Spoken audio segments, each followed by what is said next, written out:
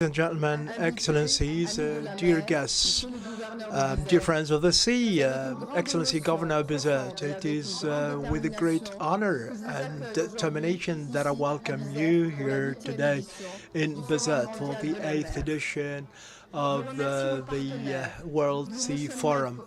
I would like to thank all those who have been supporting us for 3 years, Total Energy, UBCI, for their support also. The city of Bizerte, the governorate of Bizerte, without whom we wouldn't be able to attend this meeting here today. I would like to thank also all those among you who have accepted to attend this important event for the future of the Mediterranean. The situation is quite heavy. You know that we are going through difficulties and hardships, pollutions caused by plastics, overfishing, a lot of socioeconomic pressure that is affecting millions of people. However, this Mediterranean remains a treasury, a site of biodiversity worldwide. It is 0.8% of the entire water surface in the world. It is the cradle of a civilization which is shared by more than 5 million people. It is a rich site which calls for action. This forum is happening after the UN conference in June 2025, which was held in Nice. Bizerte would like to be the heart of the Mediterranean civilization to measure the degree of commitment or implementation of the commitments taken in Nice, and to make sure that the commitments turn into action. We would like to work on the protection of biodiversity against pollution, for a sustainable blue economy, and for the equitable sharing of the resources. This could be done only in a cross-sectional manner through strengthened governance, blue diplomacy, protection of marine zones, and investment in the local communities. We will give a lot of importance to women and to the youth, to startups and to science, because they are the ones who will transform the ideas into sustainable actions and solutions. Let me recall a few actions. The sensitization campaign in schools, the cleaning of beaches, two rendezvous, one in Bizerte and the other in Tangiers, for 2 years now. This is a very good site for the fostering the exchange between the various parts of the world, including between Europe and Africa. Patricia Ricard is very keen on the convening of the science community, the local communities, the local authorities, etc. In Nice, we took the commitment for women action. This initiative celebrates the role of women from the different walks of life who share their successes, their stories, and today they display all the action that has been done, innovation in the face of climate change and the loss of biodiversity. They have been working in the science, in sensitization, in governance, and in fighting pollution. I would like to signal a major breakthrough, the Blue Africa Summit, the Pact for a Sustainable Blue Africa. which simply signals the desire of the continent to be innovative. We need to strengthen those ties between the south and the north south and the east part of the basin for an equitable and fair dialogue. The Barcelona Convention, which we celebrate soon for its 50 years, which has been adopted by 22 parties, should be translated into advantages for the coast, the civil society and the economic communities. Blue Mission Man is an essential partner in this process, but the success will depend on sharing the efforts, using mechanisms for the follow-up that are robust enough so that the commitments be respected. Before finishing, I would like to pay tribute to Marnie Verlantier. I would like to start with this video where we can see him talk with a tone of humor about the most serious issues. Hier, j'ai pris cette photo hier dans la cafétéria et je me suis dit tiens c'est bon pour ma présentation, d'autant plus que la salade parmentier est vraiment excellente si on y ajoute du poivre d'Arvor évidemment.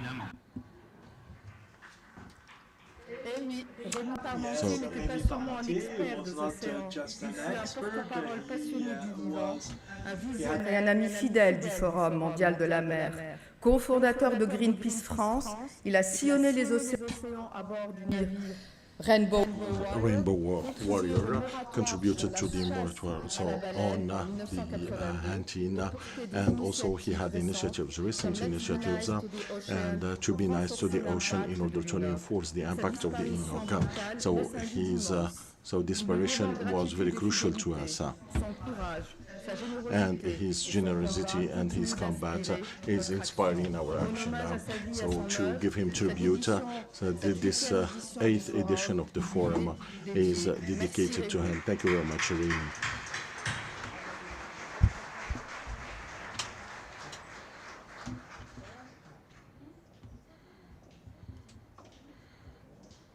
Hello.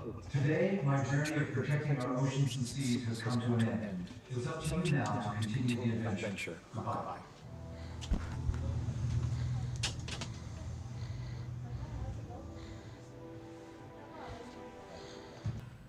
On va continuer le travail.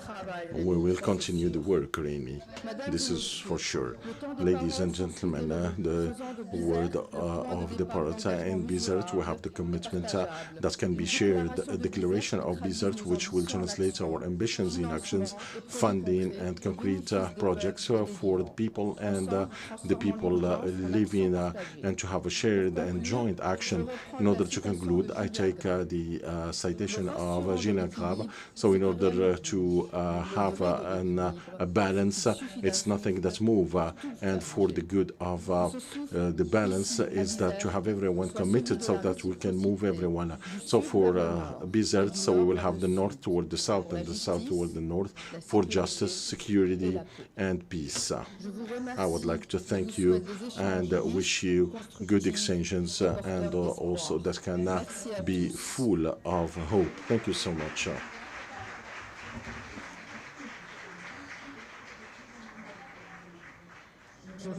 I would like to thank once again Blue Mission Med, Total Energy, Sparak, UBCE, the governors of Bizerte. Now I'm giving the floor to Mr. the Governor of Bizerte, Mr. Salim Ben Yaqouba.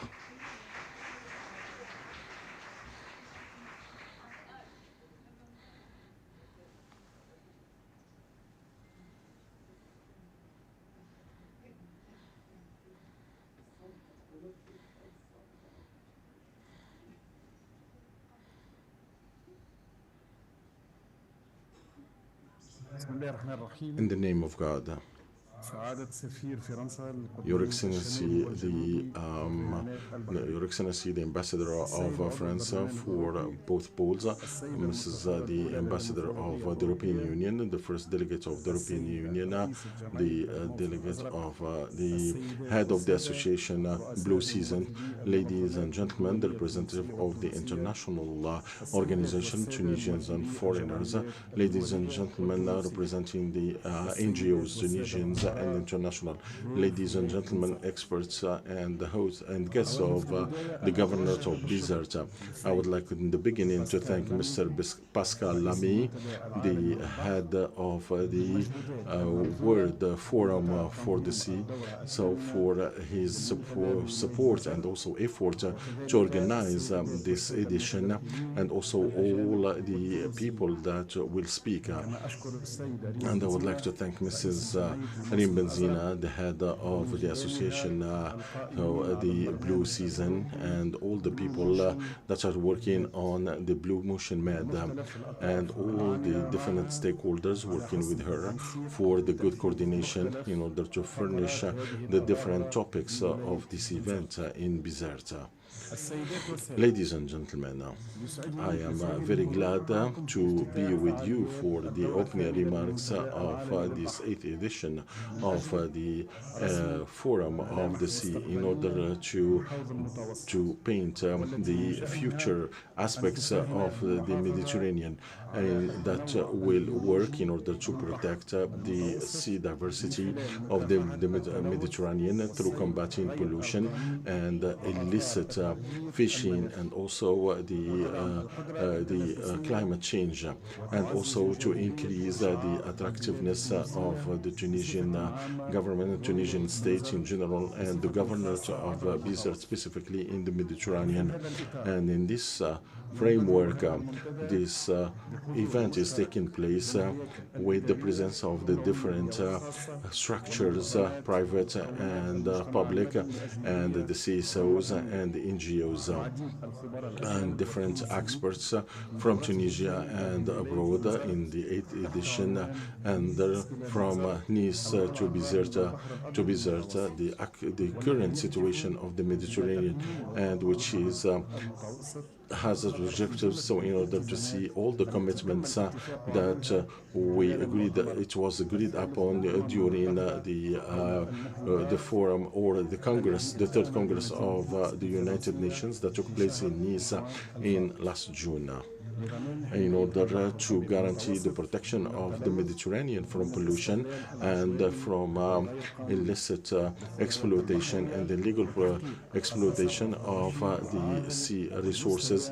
and also to have a sustainable use of the possibilities in the Mediterranean. Ladies and gentlemen, this edition of this year is organized in a sensitive period that is requiring to multiply the efforts in order to guarantee the blue economy, and also to combat the pollution, especially plastic pollution, and also to mitigate the impact of the climate change in order to support the sea diversity, and also to protect the vulnerable touristic areas, and also to have a balanced suggestions for all the inhabitants of the Mediterranean. And we can say that discussing many topics during the works of this forum will give us the opportunity to unify our vision between the different stakeholders and determine the priorities that we need to undertake, and also try to implement, and through the recommendations, practical recommendations and scientific recommendations regarding the just governance of the Mediterranean, and also to support scientific research in what comes to seas and oceans, and to support the blue economy, and also to have rational management and sustainable management for the sea resources and the maritime resources, and also in order to combat the high temperature that we witnessed during the last years, and also because of the plastic pollution, and also to have a balance between the ambitions of the use and exploitation, and also to protect the rights of the next generation. The next phase is requiring to go in depth to study the environmental challenges and to work in order to implement the necessary strategies in order to protect the Mediterranean through identifying the priorities and to find solutions. And in the end, we are considering this forum as an opportunity to discuss the current situation in the Mediterranean and to come close all the different opinions between the two shores, northern one and the southern one. And we hope at in the end of this meeting to have an action plan and to suggest proposals to achieve all the objectives and goals. Thank you so much.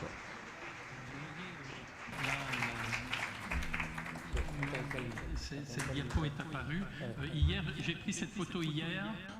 I've seen this picture yesterday. It was just a video. Thank you very much, Mr. the Governor, for this speech. I would like to thank you for this speech and also for this getting close of the northern shore and the southern world, and also to share the collaboration and the know-how in the Mediterranean. And Bizerte is within the heart of the Mediterranean, and we hope that can be a hub and the link between the south and the north. Now I'm calling the first panel from Nice to Bizerte. It's really go through the two shores. His Excellency the Ambassador Mr. Olivier Poix-d'Arvor, so the Special Envoy of the United Nations. Please, Marco Compinosi, ex-member of the European Parliament. Elita Borg, Marco Compinosi, member of permanent of the European Parliament. Elisabeth Balzi, main advisor to the European Union. François Houllier, President Director General of the French Institute of Research for the Exploitation of the Seas. Mahdi Belhaj, the General Director of the Agency Protection. And Charlina Houbzau. We will start by Your Excellency Ambassador Olivier Poix-d'Arvor.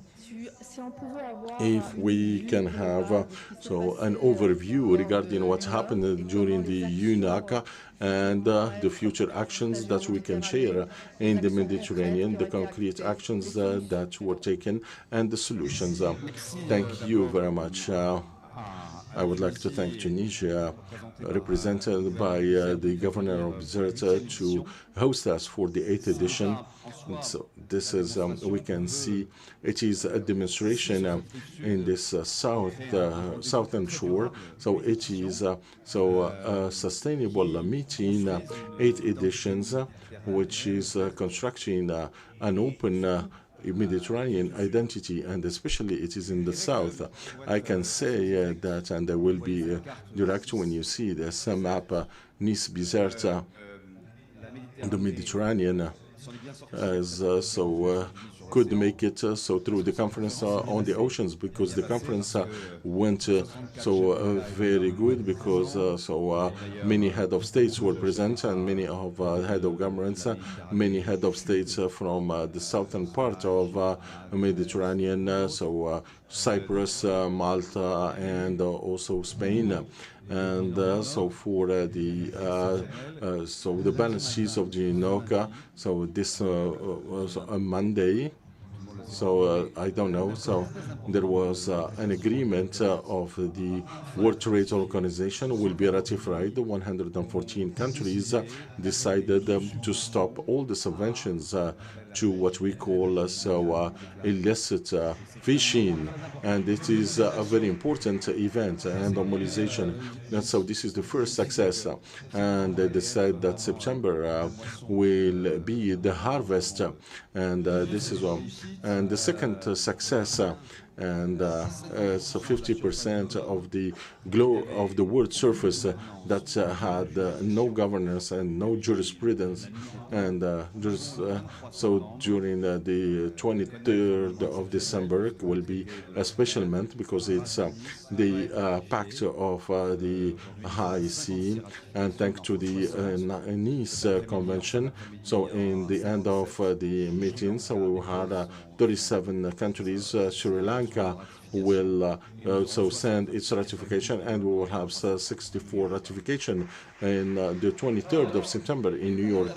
So we advanced a lot in this regard, and we need to be honest. There is also some topics that are a little bit concerning, and we found in Nice so exceptional event, and we need to say things clearly. The position of the United States, which is the only country that was put a veto so regarding the convention regarding so the oceans, and this is something that we need to debate. The second element, the Mediterranean was complete. So during the 50th anniversary of the Barcelona Convention, but for me, I can see a new page that is very important for the 5th years that will follow, and I can say that many actors that work, I talk about the blue plan, that that deserve more support from France, but there are some actors that are supported, more supported than before, and I have a suggestion to make to you. So during this my intervention, and I think that here in Bizerte, through inviting the representatives of the Union for the Mediterranean 5+5 Convention of Barcelona, so we created a momentum, and I think there is a space that Mediterranean make a decision. It's not in the north, enough for the north, and I can say it as a French. It's not Marseille, it's not Sète, it's not Nice, it's not in Italy or in Greece. It's in the south that should take place, and this is thanks to the action of Blue Season. It's Tunisia that took this leadership, and like Morocco took it at the African level. I think that this forum is very fragile at the structure in what comes to funding, and I hope that can sustain. And I think that Mrs. Benzina also did everything to preserve this meeting of Bizerte, and I think that for this we need to think that we need that next year, with the help of all the actors and non-state actors of the Mediterranean and all the NGOs, create this big platform of NGOs and actors and stakeholders of the Mediterranean. We cannot wait that the states agree together, so why not? And it's a diplomat that is saying that, and so because the European Union, which is a major actor, and I would like to thank the representative Ayoshin made, so the European Union, so they are state members, and it is extremely important that the state members take the leadership, not only in the Europe but also in Africa. We can call the agent for the Mediterranean, and also the envoy and the delegate for fishing, Mrs. Delica, that can intervene in our topic. Secondly, because I think that what will take us to create the energy, it's not so it's not the organization. So we're calling this small things, but the organization, maybe some friends from the Mediterranean Union are here, but we need to ask questions. So it's not something simple or easy in Mediterranean. So what is happening in the Oriental or the Eastern Mediterranean, and I have some thoughts for the population of Gaza. But beyond this geopolitical aspect, I think that we need to start working. We need to take a precise case and to combat the plastic pollution, and we failed for that in Geneva. So to stop the production, the big economics, and the producer of hydrocarbons so they did not agree. But we can actors of the civil society, so we can say you, and so to push the states to have a pact and a treaty for the Mediterranean, and this is what the head of the state wanted to have, Mr. Macron. So he wanted to have a world treaty. I think that the Mediterranean need to prove this, and this is why if we can do so, and all the head of states in the Mediterranean will be, and I would like to give tribute to Mr. the President Qais Said to take place of that, and I'm waiting and looking forward to having your interventions and from the cities. And also I think that the coalition of the cities that was built and that was born in Nice, and I think that it is very important that you can help us here. Olivier, to make Bizerte a place where some representatives from the Mediterranean cities can see each other. They don't meet each other, or they meet each other very few, and it's very important that from Barcelona to Tripoli to Tangiers to Algiers to all these people that know the territory, as said Mr. the Governor of Bizerte, can meet together here.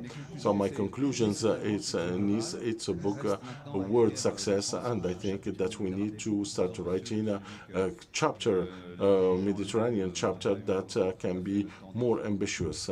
And thank you, and that the stakeholders couldn't right until now. Thank you very much, Your Excellency, Mr. the Ambassador Olivier Poivavoire, and I take this formula of this platform dedicated to the NGOs and the civil society, and which is indicated in our pact for a blue sustainable Africa, and this is at the African level also. And now I'm giving the floor to.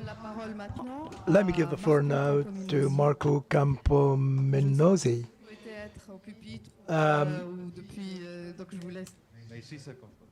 I would like to speak from my position here because I'm thinking about a lot of questions who are very important indeed. I'm sorry for the quality of my French, so please bear with me. No, don't worry about that. We understand all languages. I'm no longer a member of the European Parliament, and my life is much better now, especially in weekends. You know that I live in Italy. You know that we have to travel to Brussels every day, and we lose votes, etc. Okay, you have worked a lot at the Commission, and you can't say much about the European Parliament. Elizabeth,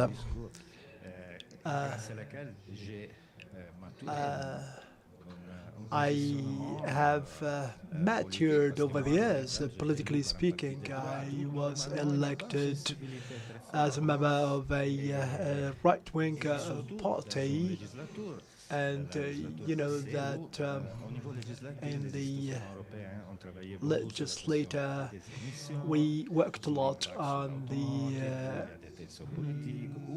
impact on the environment, and the European Parliament are working under different circumstances in order to correct a few things that have an important impact.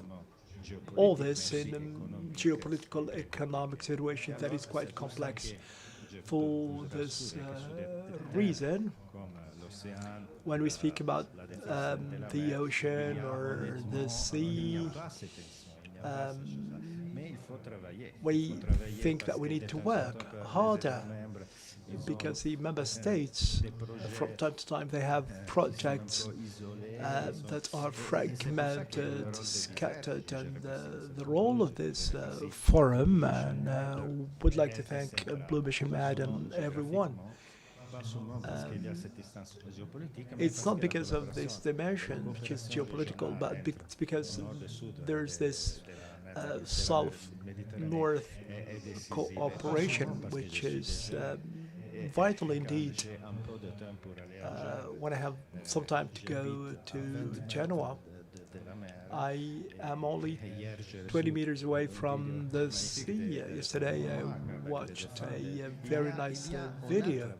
We have worked on the quality of water, and I've been in Algeria over the last few weeks in order to work on those common objectives in Genoa, and thanks to a friend of mine who is from Italy and also other friends of mine, we have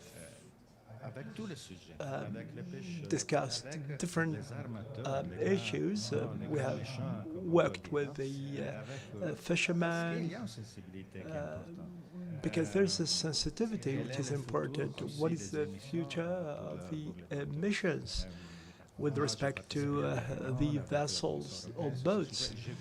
We discussed this in Europe, and in the beginning we didn't have that knowledge about this sea industry or water industry or sea industry. So, of course, we needed to decide on the legislative frameworks, and Europe shouldn't forget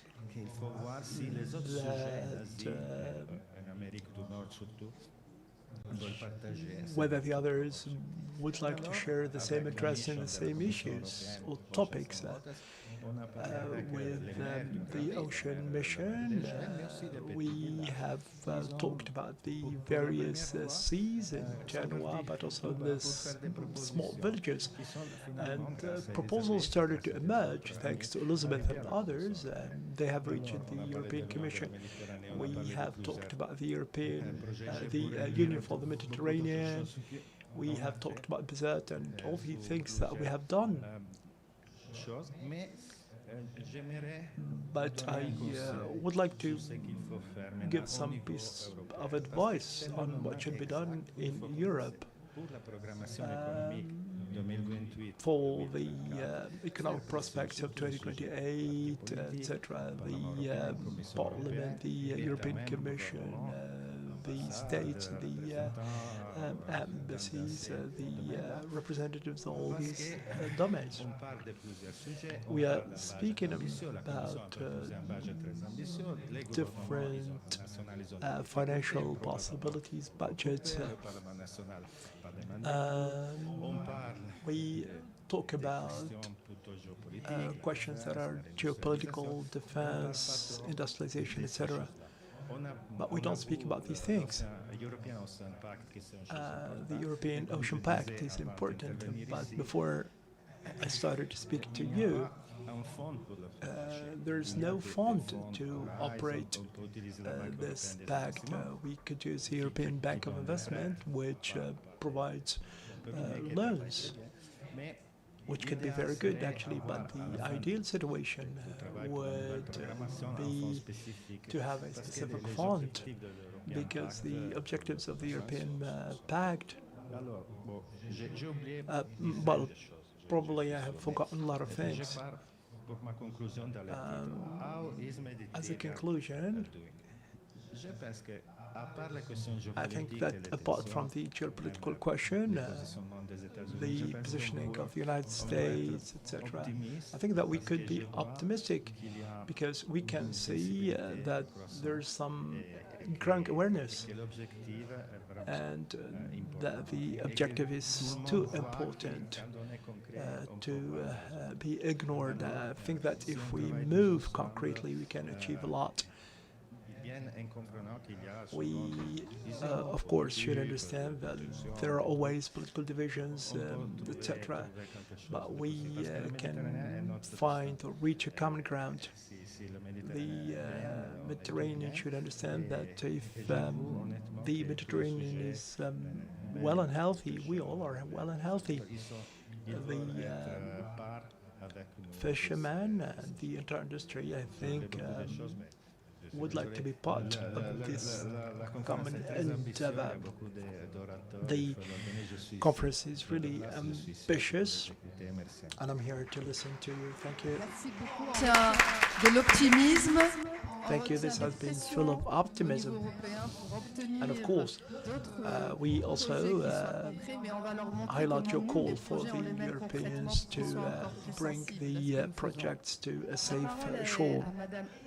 I give the floor now to Elisabeth Bazzi, whom we would like to thank for attending this conference.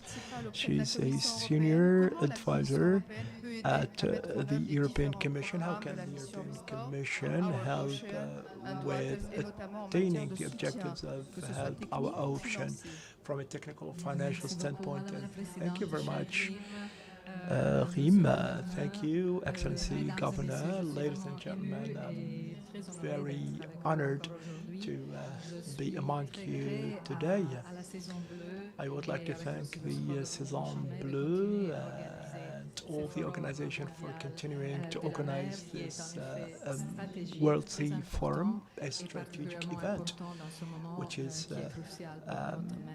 all the more important given the situation in our Mediterranean Sea.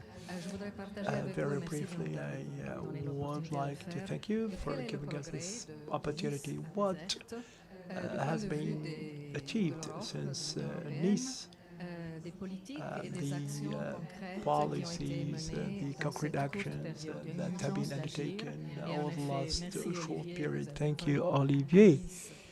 In Nice, you have highlighted a very concrete action plan. Just 3 small slides on the policy, because major strides have been achieved from the point of view of the European policy. In Nice, we have announced the Ocean Pact. Meanwhile, we are preparing the new strategy, which is comprehensive for research and innovation for the oceans. This is the first time that such integrated and comprehensive strategy is taken in keeping with the objectives of the European Commission. This is going to be a participatory process, and I would like to invite you to take part in the action to be undertaken over the next months. You know that ocean and water are strictly related. There is another resilience strategy for water, and we are preparing a new strategy for water, which is also participatory nature, and we would like you to take part in this process, which will lay the ground for the European Programme for Research and Development in Oceans and Water. The third point is the new Pact for the Mediterranean, and you know that the European Union has, for the first time, a commissioner for the Mediterranean. The Pact for the Mediterranean, heralded in Nice, will be finalized and will be adopted in the next few weeks or months.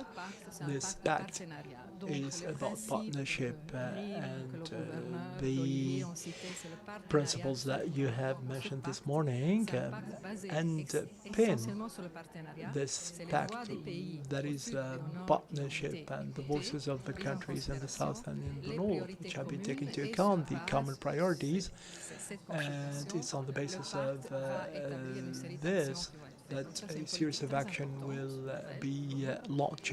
This is really very important for us, something that we are undertaking at the moment, and I know that all the countries have taken part in the preparation for this pact. Our commissioner declared in Nice that there will be 3 pillars, which are people, that is with very important actions for the universities in the Mediterranean, sustainable economy in the broad sense, resilience, and as I said, resilience and security. In this context, a number of initiatives and actions, and I would like here to stress the role of the initiatives that we led, including the Blue Sharing Med, etc., will have an impact on this pact.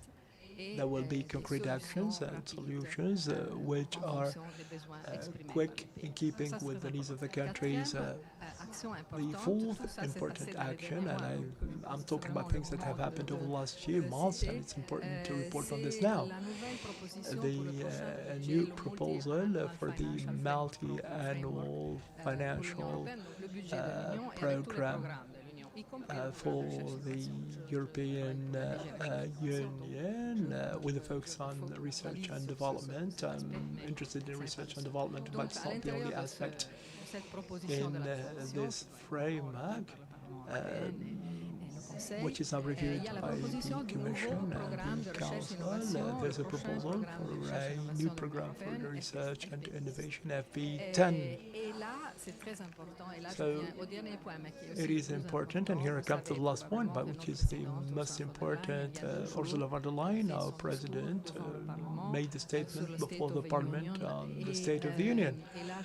And I would like to thank Marco, who has helped us a lot to bring all this to the heart of the European Parliament. A big forum has been organized with all the voices which have been heard by the various groups. All the groups have been represented, and all this has been brought to the attention of the President. This has been an important action. And a couple of days ago, probably you heard the statement by our President. I'm not going to speak about the geopolitics, but also, but mainly our programs. Of course, there will be things about Gaza and Ukraine, but she has mentioned that the Green Deal is going to be to remain important. Competitiveness, inclusion, resilience, and the importance of research and science. This is related to the fact that the European program will double the financing for research and development in the next phase. The follow-up of the missions until 2040 and a new important mission for the observation of the oceans. This is very important, and I wanted really to highlight this. These are recent developments that are of interest to us. Now, regarding the actions, probably for the next slide, in our research and innovation program, we receive a lot of, we provide a lot of support to actions in the Mediterranean. There are three axes from general background. There's the large initiative for the Mediterranean. We have more than 80 projects financed up to 400 million euros for the Mediterranean by the Mediterranean. This is an important portfolio of knowledge and solutions. We have the Restore Our Ocean and Waters by 2030, Restoration Pollution, Blue Economy, and Digital Knowledge.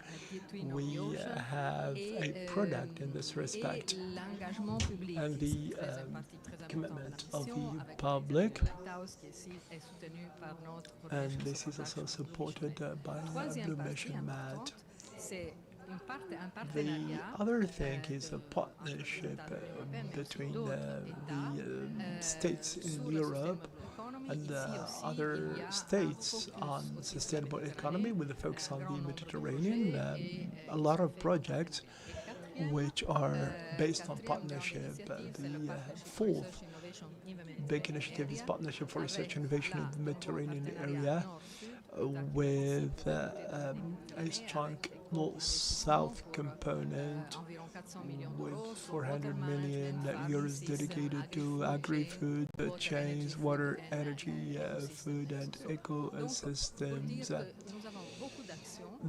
These are a lot of actions which are underway currently and which have evolved steadily. I probably will mention what my colleagues will detail in this morning. This is another slide just to let you know about the message, restore our mission and ocean and water. This is a project that would like to implement solutions for a blue economy against pollution. It is based on public engagement, which goes beyond our research program and support to communities. We provide support not only to research and innovation projects, but also to the communities which would like to take part. We have 8 million euros dedicated to this, so we engage the communities, but in the last year of our program we give concrete support to our communities. There are 80 projects for 500 million euros, €500 million. We have demonstration sites, but we provide also technical support. For example, 4 million euros for the fisheries communities, for the islands, for feasibility studies in order to achieve the goals of the mission. We're going to launch a 50 million euro package for the community-led actions. That is, we are going to support the communities. A lot of examples have been given by Marco and Genoa. So in every basin there will be dedicated action. We have so we will work on path actions, on the transformation agendas, etc. And we collaborate and cooperate with the local authorities and regional authorities. Thank you, Marco, for the excellent example. In keeping with what started in Genoa and in Nice, we will continue the actions that contribute to the Nice action. This is what we are doing this is what we are doing in the mission. Finally, I would like to invite you for the next events in Rimini in November. We actually will celebrate what we will have achieved, but we will look forward and continue to extend our action to more territories in order to ensure the appropriation by the local authorities, by the municipalities. Our goal is to help them achieve the goal of keeping of oceans. Thank you, Elizabeth. Thank you for these concrete solutions and projects. We are part of this. We are part of Blue Mission Med. We would like to invite everyone to be part of all those programs to find the right solutions for fishing, for everything. We are very interested in all this lighthouse around the Mediterranean. Now, the science. François Houllier. Because for me the question is, could the policies be informed by the scientific findings? Could the scientific community from the southern shore be part of all this and share the contributions. Du One Ocean Science qui s'est constitué à l'UNOC et qui est devenu une référence.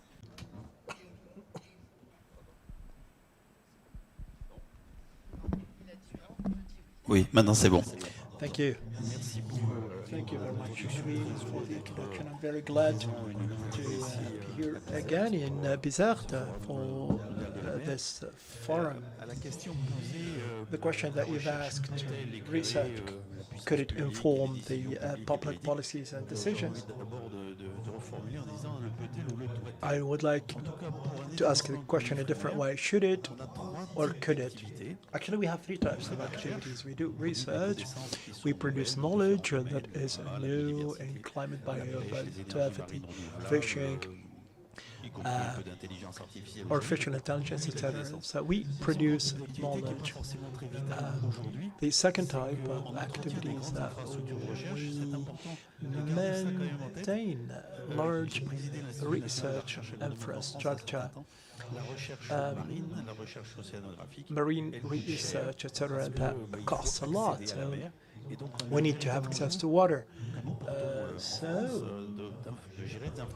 We need to manage that kind of infrastructure. This is not probably the most important thing, but we need to share this infrastructure in France, in Europe, and in the Mediterranean as well. The third important point is the use of the knowledge. That's also about the public policies, that's about the links with the companies and the business community, new developments, new solutions. We need to work with companies, the linkages with the society, because all this should be shared by the entire society. For me, it's not about could this knowledge be used to inform public policies, but this is what we are actually undertaking. I would like to come back later on to the Mediterranean. I would like to thank Olivier Parvenard because as you solicited us to organize a conference which took its name from the COP26. At the moment of doing this, they asked us to do something which is original. And actually we ended up with something original, something that we realized later on. That was the first time that a major scientific congress took place before a UN conference and fed into that conference. So probably that was something that really was truly original. I would like to take pride in this. CNRS, CFMR, and many other institutions in France and the European Commission all organized this event. With all that support, we actually worked on 10 types of recommendations: biodiversity, climate and ocean, fisheries. I listened to Olivier Parvenard, who talked about the treaty which will be implemented. We have also delivered something on plastic pollution. Many of our friends were disappointed in the fact that what we know as scientists is not translated into a treaty on the use of plastics. We also worked on decarbonization and support to science in general. In the current context, this is very important indeed, because I don't know what the situation is on this side of the Mediterranean, but on the other side, we can see a trend towards the anti-science, etc. We can see this in this part of the Atlantic also. That's a general tendency, and It's about denial of science. So we need to have recommendations on supporting science. Jean-Marc Gattuso, the other co-president of World Ocean, we are working on papers to show how all this fed into the Nice Declaration. When we analyze this point by point, of course, this doesn't mean that the scientists will make the decisions, but we need to see an echo of the recommendations in the various documents regarding all the topics. Traduit par un manifeste. There was a manifesto, which is simple. This manifesto was premised on 3 points. When knowledge is certain and sure, and we know a lot about climate, we need to act. And the first thing to act is to reduce CO2 gas emissions. We will continue.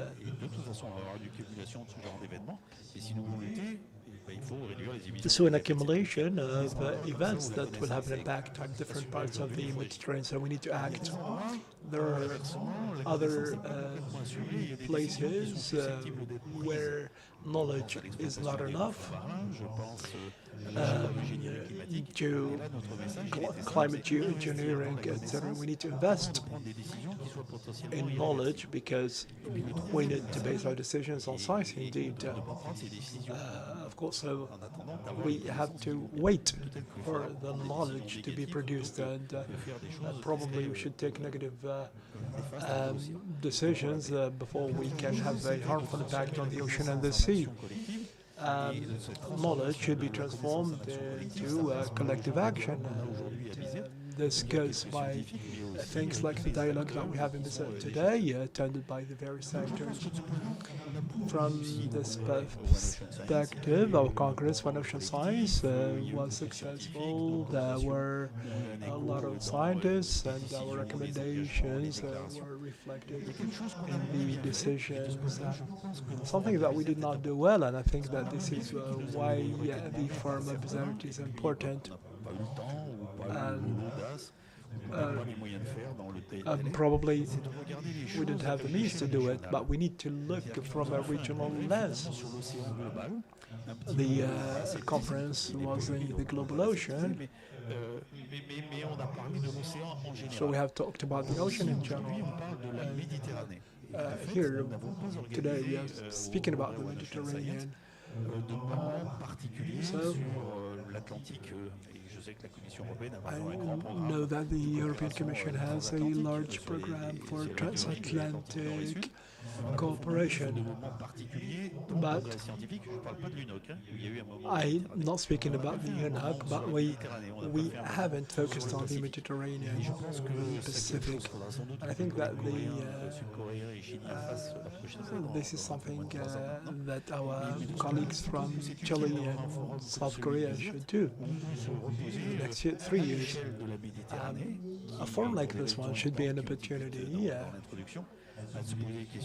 to ask questions about science, climate, invasive species, biodiversity, fishing, other fisheries, pollution, carbonization.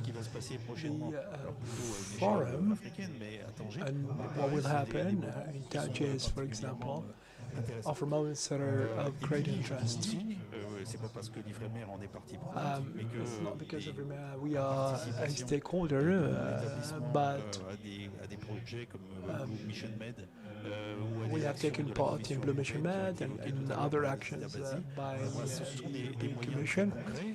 These are very concrete tools and means to work. And I'm very happy that the European Commission is offering tools that are not only European, but that would allow for cooperation between the two shores of the Mediterranean. We have partnerships with institutions here in Tunisia, but we need to focus more in the future on this dimension. We need Bizerte to showcase those linkages between science and the other sectors. But we need probably to ascertain a regional dimension, and this is going to be very useful indeed. Thank you very much, François. You have mentioned the necessity to integrate the Mediterranean, and you know that collaboration is really important. Science will lead to concrete decisions. Without you, it's impossible to take the right kind of decisions. Let me give the floor now to Mehdi Belhaj. My question is, what are the priority actions implemented by LAPAL to protect the Tunisian coast and promote a regenerative blue economy from science to the concrete? Good morning, everyone. This is the 8th edition. This figure is really important. For those who play Billiardo, this is probably the most important number. There are always novelties in this forum. I think that you have watched the new shirt by Olivier. Olivier, I would be very glad to have one like yours, which is very beautiful indeed. So, I thought you were going to compliment me, Mehdi.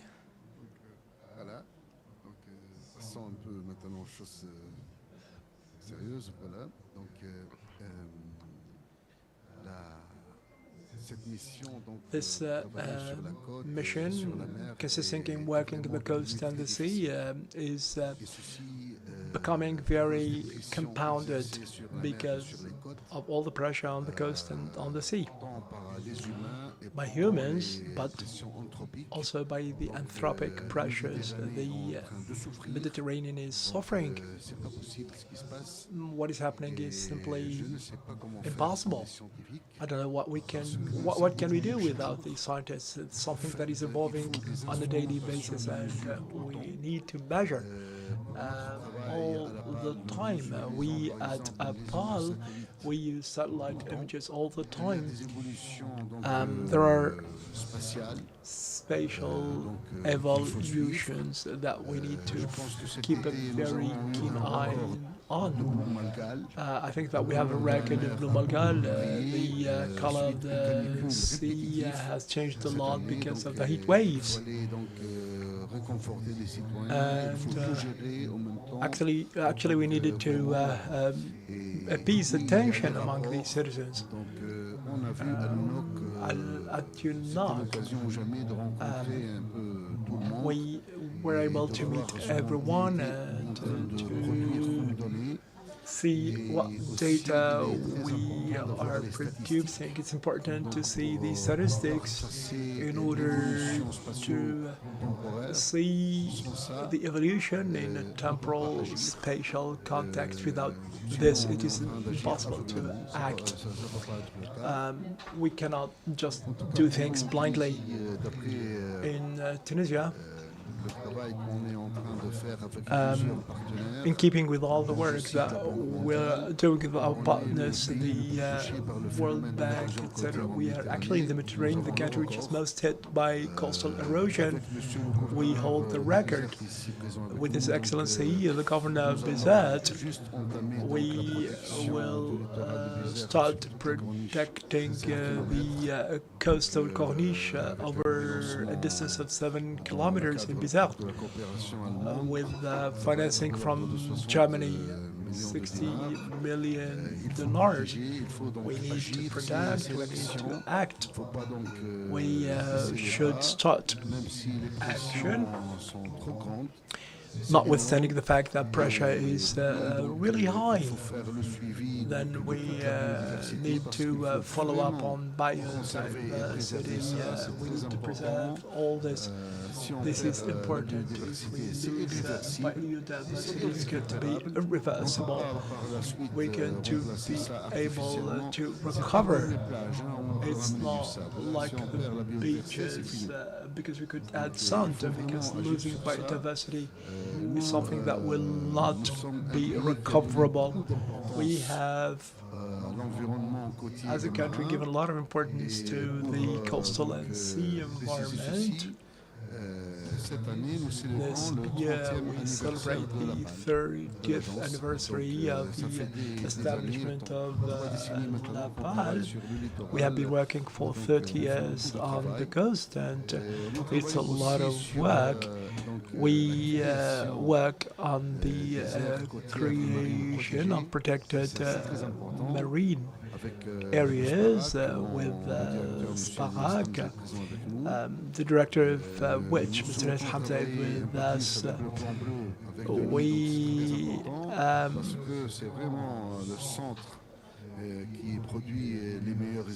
work with the center because it produces the best expertise and results. If we don't have the right data and observations, we cannot act properly. It's like in medicine. For the future, a lot remains to be done, but this is going to be in the framework of the Mediterranean action, because the Mediterranean is the hot spot of all this. We have seas, we have all this at UNAV during the panels. I have attended many panels, and the conclusion was the same for everyone. That's why we are organizing this forum. We need to continue working relentlessly. It's very important that we bring together all these people together, all these sectors together, in order to look for common solutions and to have a common future vision. It's a common heritage that we need to take care of. We need to leave a good heritage for the next generation. There's a lot of work to be done on the coast. Since you asked a question about the blue economy, in fact, there's a balance that should be struck between development and preservation. That equilibrium or balance in French means that we need to strike the right balance between decisions, stressful situations, etc., and financing. We could have the best projects, but without the right amount of financing, it's going to be difficult. We need to highlight this need for financing to preserve the environment. There's an important report which is edited every year, published every year by the European Commission on blue economy. And you have statistics aggregated by sector. In Tunisia, we are preparing the same thing. And it's important to have the statistics in order to identify the priorities and to identify the most important topics or themes. Sustainable development, the fish farming, etc. We are a country that is facing a lot of water stress, and that's why we are trying to offer desalinated water. And we have the largest field of Posidonie in the Gulf of Gabes. We have programs to regenerate and to preserve this. This is a treasure that we shouldn't lose. And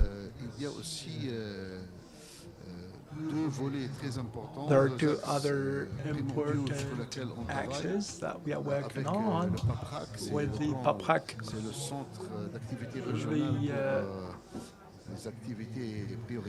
the priority action. Actually, and we will meet in Tunis in a few days, because there are two things in the Mediterranean. We are working on two important actions: the integration of the coastal zones, that's to coordinate the action of the various states. Of course, every country should have its own strategy for the integrated management of the coastal areas. Urban development is very important. We shouldn't fall into the same traps as in the past. We are using geographical data to improve the planning for the future. But the most difficult thing to do now is planning the marine space. There's no geographical limit or administrative limit. We need to prepare for this beyond the conflicts. We need to preserve this very important assets, and I hope that we will be able to do so. We are determined to spare no effort, together with the governors and the governorates, in order to act well and properly and to fight against all this pressure. Thank you, Mahdi. Concrétisation. Merci à tous. Thank you so much. Thank you very much for your recommendations, for sharing your experiences, and also we are taking them, and they will be in the declaration of Bizerte. So please.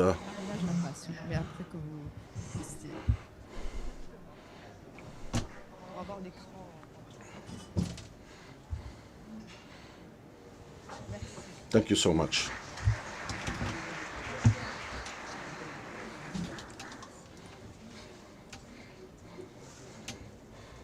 Mediterranean, our great blue. Charlina, s'il vous plaît. Le bureau de Charlina.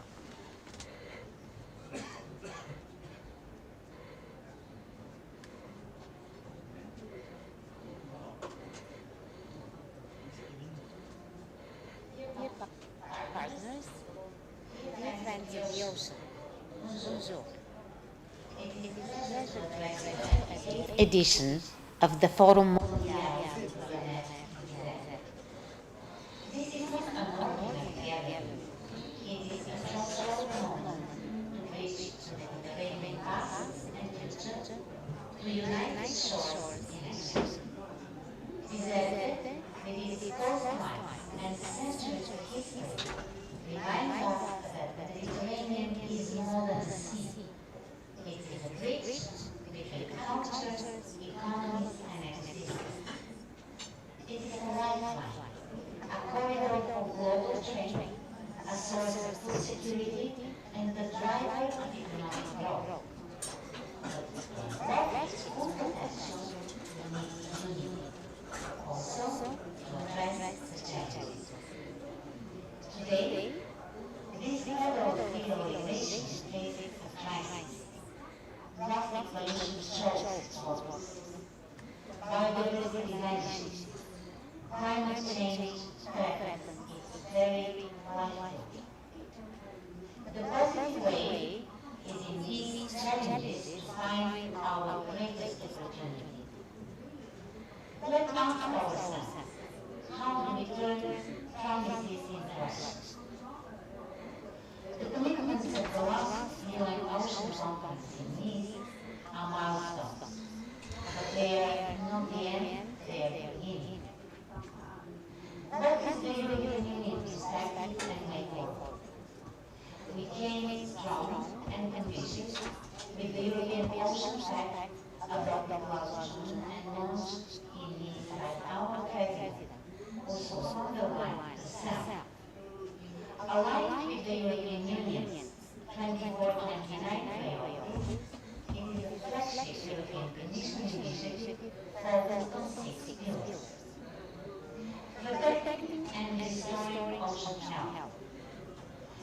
boosting the competitiveness of the European Union's sustainable economy.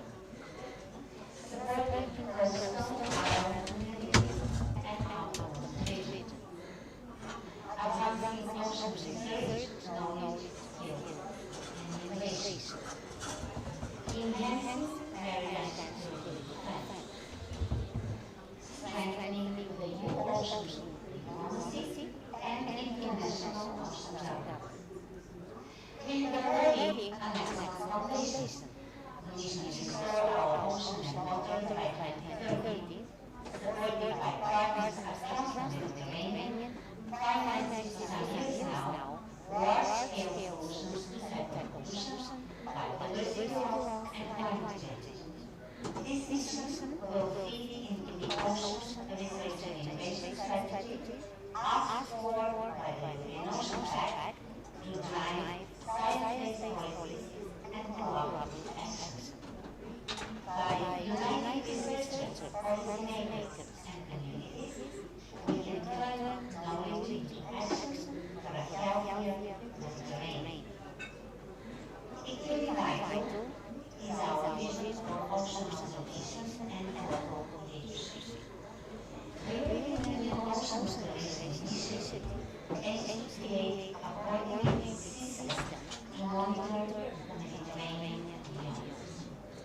By 2035, Europe aspires to be a global leader in ocean science, technology, and resource management.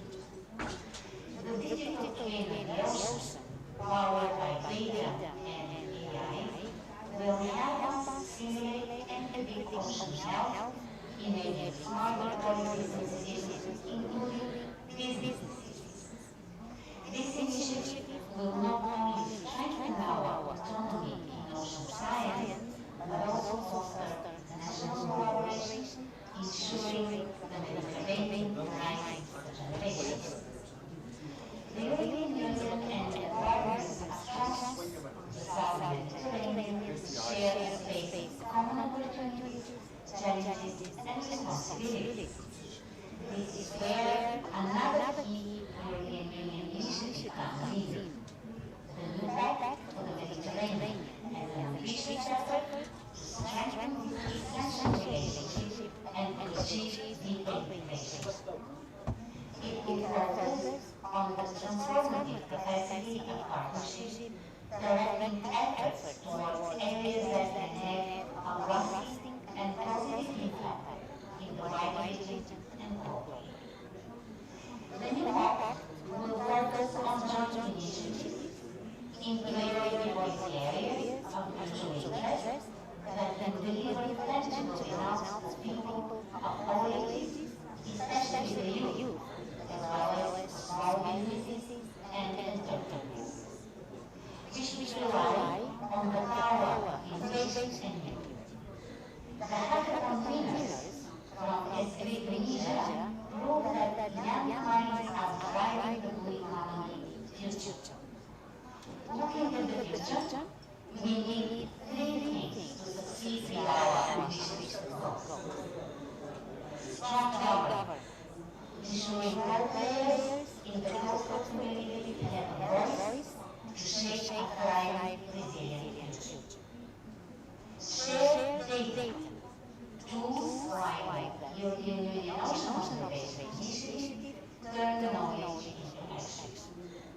And a generational shift. Invest in young innovators and women who will lead the way.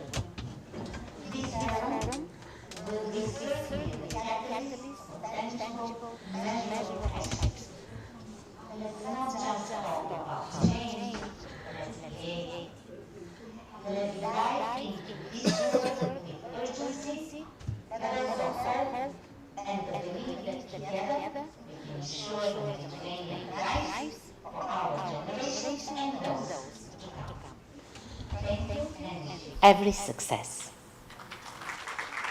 On remercie tous les mots de Charlie. So we had the word of Charlene Vicina, the General Director of the General Directorate of Maritime Affairs, and we will see that now I will launch the institutional video of the forum. So the technicians, please. A great blue, a mythical sea connecting 3 continents, home to civilizations, cultures, and unique marine life.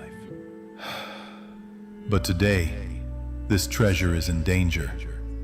Each year, nearly 229,000 tons of plastic are dumped into its waters, turning this cradle of life into a threatened sea.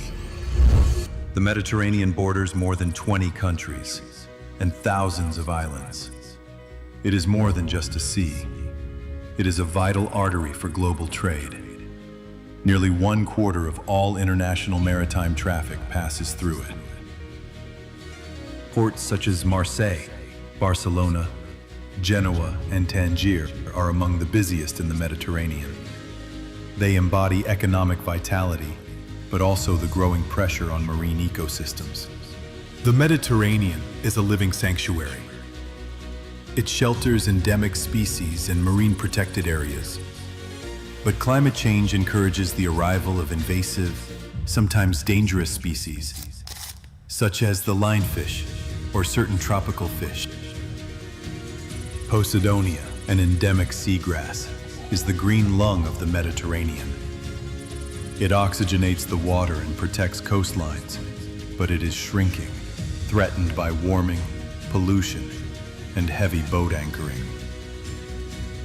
Beneath its waters, the Mediterranean holds a vast network of submarine cables connecting the digital world. It is also at the heart of major energy projects, such as ELMED, linking Tunisia and Italy. In the face of these challenges, the Mediterranean is not alone. Associations, foundations, and institutes take action every day. The Prince Albert II of Monaco Foundation, the Barcelona Convention, the MedPan Network of Marine Protected Areas, European Commission, French Institute for Research and Development, the Paul Ricard Oceanographic Institute, the Blue Mission Med Initiative, the Plan Blue Program, Institut Jacques Delors, IFREMER, INSTM, APAL, WWF, and governmental institutions, and countless of local NGOs. Our Great Blue needs us, so it can keep beating to the rhythm of life, not the silence of destruction. Together, let us make the Mediterranean a sea of connection, hope, peace, and future.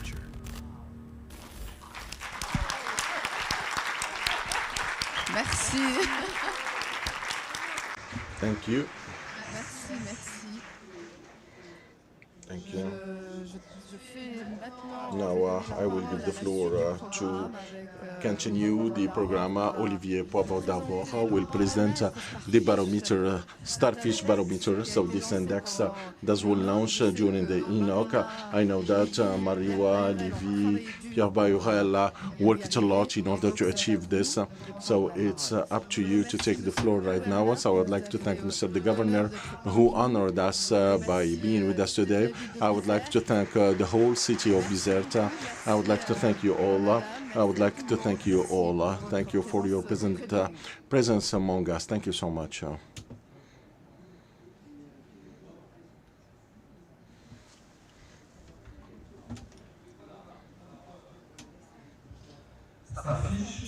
Starfish, first of all, it's a copyright topic. It's an invention.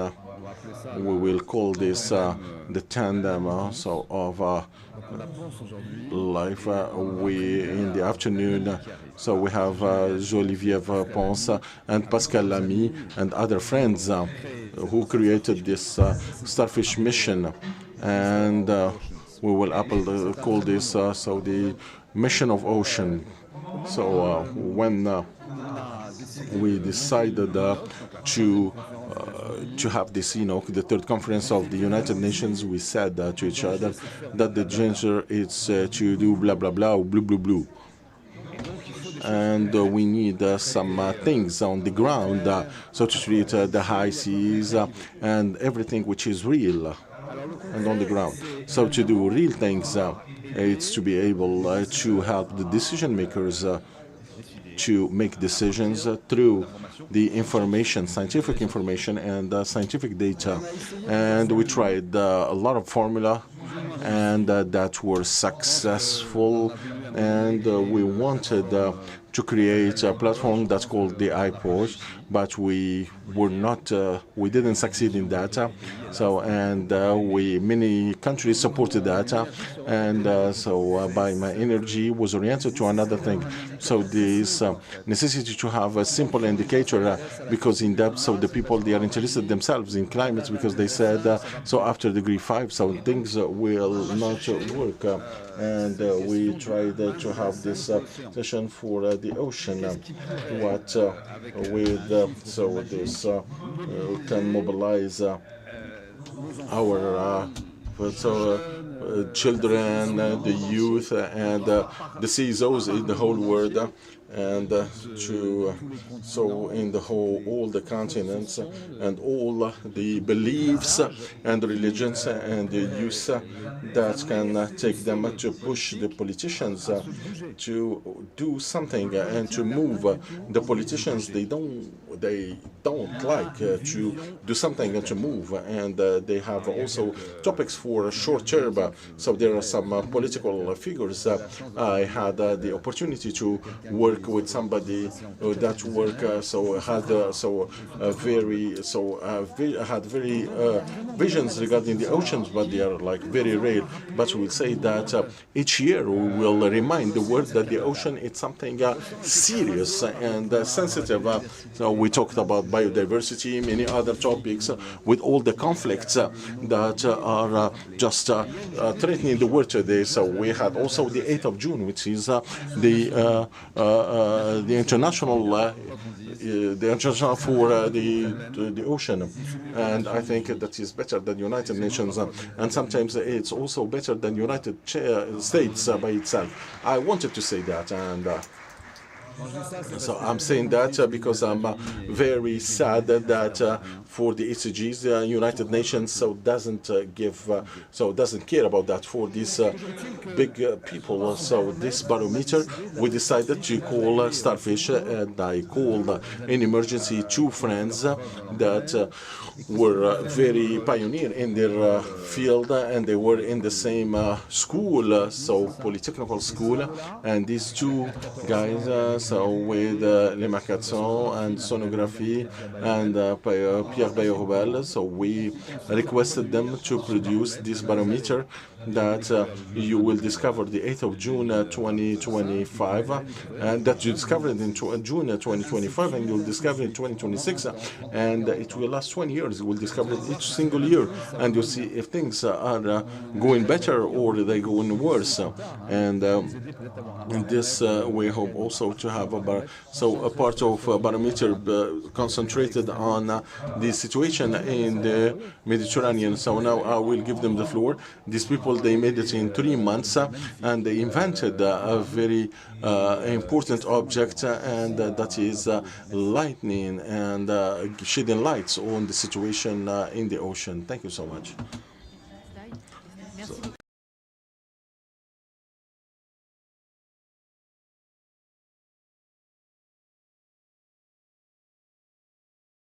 Continue so regarding what you have said, so you gave us the trust to have this command. It was an impossible mission and a main mission, and you give it to James Bond, and James Bond, so it's me, and we work together. So why it is an impossible mission? Because you who are here today, you know the ocean, and you know that we cannot reduce the ocean to one figure, because the ocean, it's the biodiversity, it's plastic, it's the overexploitation of the resources, and all these things are not connected between each other, and we cannot find a figure. The mission was very impossible in the beginning. And why it is mandatory? It is mandatory because if we are, so if we would like to take measures of production and would like to advance, so we need to measure, and we needed to have something that each year telling us if we are on the right path or not. And this barometer of starfish, we owe a lot to this word starfish that we borrowed, and that was the engine of the solution. And we are talking here about a barometer which is anchored, and now we will see the slides. It's that before presenting the topic, to say it's something very important. That's why this slide, it's not a glamour, and it's not a glamour, but it's to say this is science, because it is anchored in the science and the work that we did. It's to do the curation of all what is existing in the global ocean, and as information that we can digest as scientists, and to transmit and to transfer to the other to the public regarding the ocean. So this is to insist on the fact that we took from this existing science and we digested it, and we put it back in this parameter. The objective is to bring it each year, and the objective is to enter in this barometer. And the idea of the barometer is to have these 5 branches that will describe the ocean so in a holistic way. And we will go to the to go to the slides. So we have a website, barometer, starfishbarometer.org, and it will describe the status of the ocean and the pressure of world on the ocean, and the benefits that the human beings can take from the oceans, and the opportunities that the ocean is providing to the humanity, and also the damages that the ocean can bring to the humanities. And for these 5 branches, we will seek for some indicators. And here, so the indicator, so which is Starfish 2025, which is presented here, and I will go around in order to read it. So with the figures that we will follow each year. So here for 2025 edition, because this edition is saying in 2 words, that the status of the ocean, it's alarming, and that what the measures that we are undertaking are insufficient. And with 2025, the level of the sea, so that elevated with 2.5 centimeters. So 1,600 species, 1,670 species are threatened, and I'm talking about accurate sources, and this is the source of 37% of the fish stocks are over exploited, and we have some figures are coming from insurance companies on the cost of the damages and losses for the that are coming, and also the needs that are increasing. And now we can enter in details in each branch, and we can see here the pressure branch, and for each branch, so we will go into the in details. We have the increase of the CO2 emissions of 2.7% increase from shipping. So all these figures are the figures that were assessed in the 8th of June 2025, and they are increasing. So, and also we have illegal fishing with the percentage of vessels that are not declared. 75% of the vessels, fishing vessels, are not described, and also we have the impact of human beings, and also the plastic, and also we will go in depth, more in depth, so in the next slide, and that all these components and these figures, we will have a text explaining the situation. Now I'm giving the floor to Pierre that will talk about the operational side. Thank you. Good morning, Bizerte. Good morning to the forum. It is a real pleasure indeed to be here today and to have worked for months with my colleagues. It's magical to work with these 2 people, actually. We started to talk about starfish, and what we wanted to do is a connected barometer not just to the stakeholders, but also to all of you. You can go and start to read. It's absolutely genius. What we do with this is the following. You know that the sea is rising by 23 centimeters since 1901, for example. We wanted to create some connection in order to move to action, because the first thing to do, actually, there are 3 levels. The first thing is to share. We need to share this information because we would like to talk about this. We have worked on a press campaign, and Marina was on TV stations and radio stations, etc., and the impact was quite strong. There were more than 400 citations in the press, then Belgium, Brazil, the Netherlands, Canada. But when we look at the potential audience, there are hundreds of millions of people who have seen the word starfish. You know, at Okapi FR, this is a magazine for young people. They speak about starfish. When we start to see that at Okapi, that means that we are doing good work, and it's very well explained. Second, it's to get deeper. That is, in the starfish barometer, you have all the references, all the scientific docs, curation, etc. You have all the references, and we'll continue along similar lines to provide you with the links and to spread all this to all the networks that may be of interest to you. You can look at Okapi on all the major press websites. We will launch the 9th edition of the Ocean State Report with the best experts in Europe.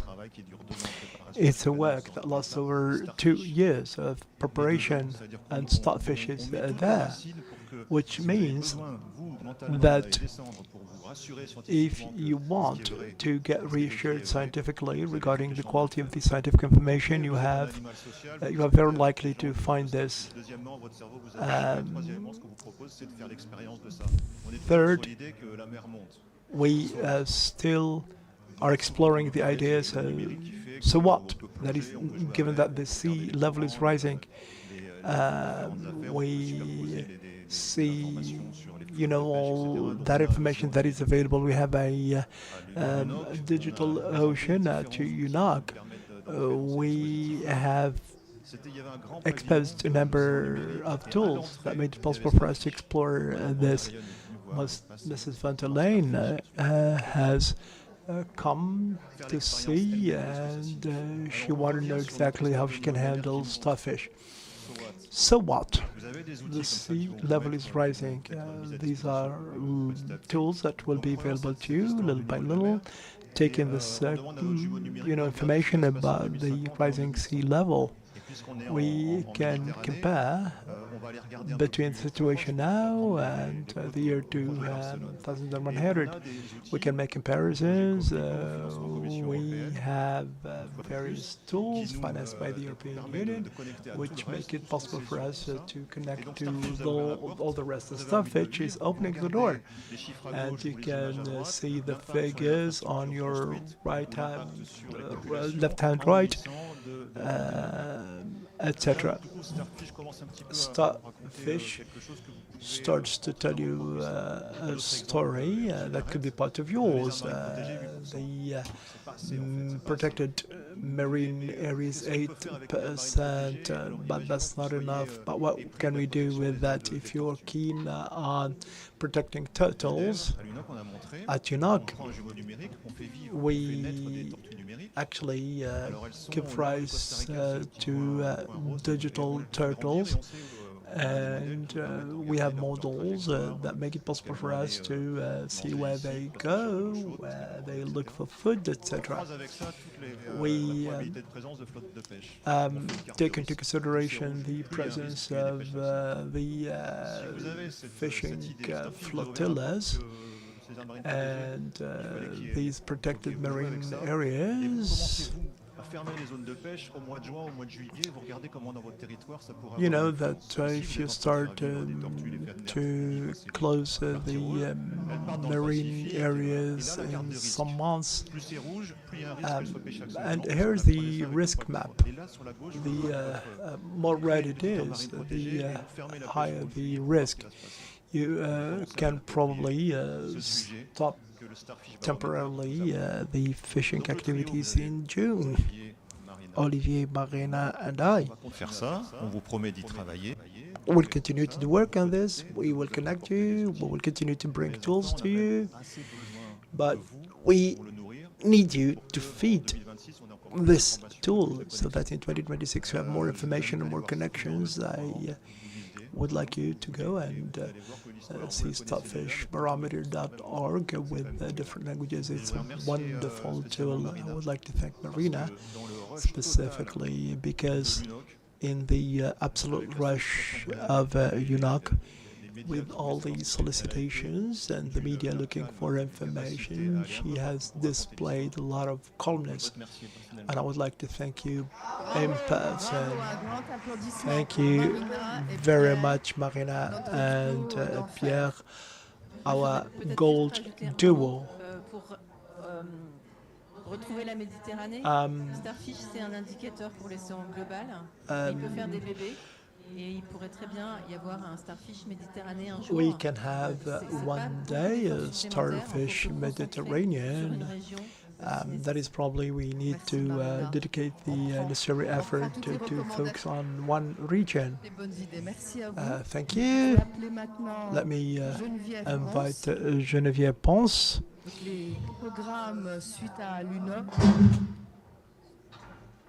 The programs in the aftermath of UNOC.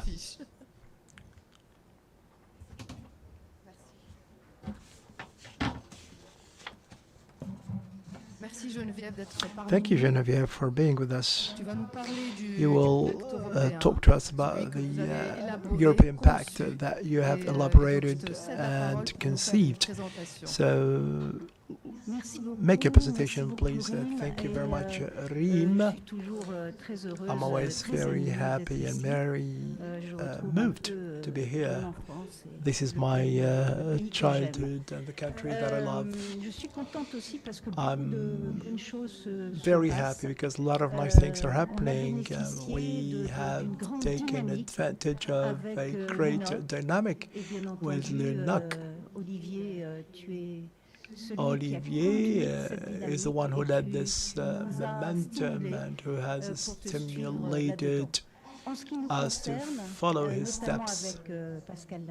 With Pascal Lamy, we dedicated our efforts for the European Pact on Oceans. What I would like to tell you first is how we have come to this point, the story of this pact. You have a chronology with some dates, but let me tell you about the story. Pascal Lamy and me and I started on the mission that we called Starfish. Technocratically, this is about restoring our ocean and aquatic milieu or environment. Pascal was the president of this mission and he has remained in this quality, and I am part of this mission. I have represented the assembly. This mission has this particularity.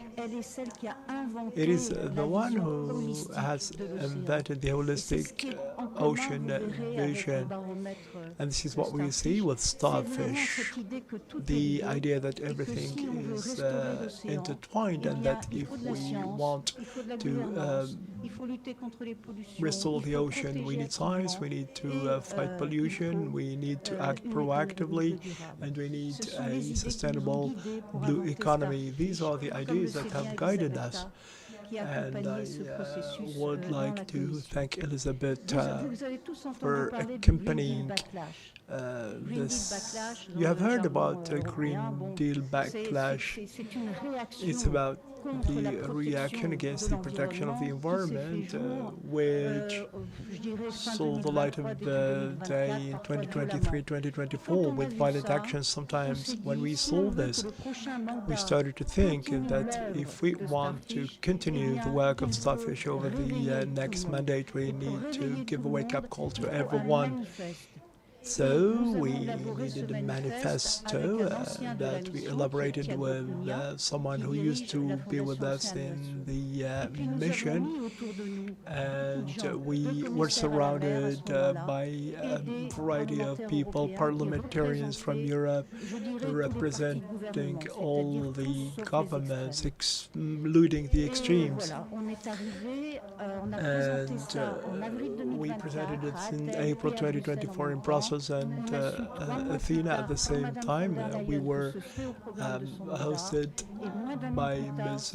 von der Leyen later on, and less than a year later on, Commissioner Cadiz and Ms. von der Leyen presented the manifesto. It's a success story with two ideas behind it. We needed to look at the problems in their entirety, and this is what we do with the European Ocean Pact. What is this European Pact for the ocean? If you look online, you will see in the introduction that there are three main goals: the strengthened protection of the ocean, the development of a competitive, sustainable blue economy, and the welfare of the island populations. This is something new that is welcome, that was not part of the mission. You will see later on that things get a little bit complex. There are 6 pillars. We get away from the 5 branches of the sea star because our objectives are grouped in a different way, but we add 2 dimensions. One which is indispensable given the geopolitical situation worldwide and in Europe, security and defense.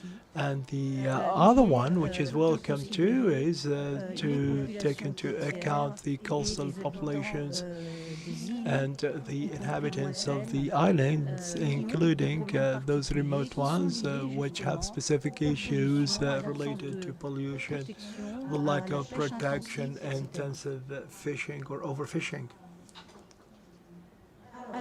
So,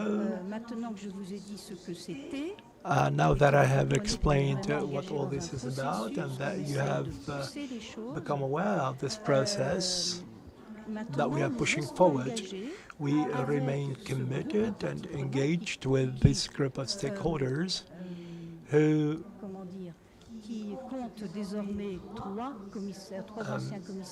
are composed now of 3 sea commissioners, members of the European Parliament, people from the business community, scientists.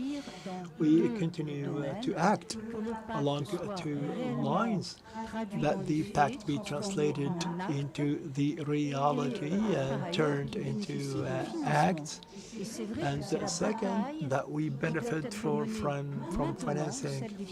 This is the battle now, the battle for money for financing, because in the European Union we are discussing our perspectives over the next 7 years, financially speaking.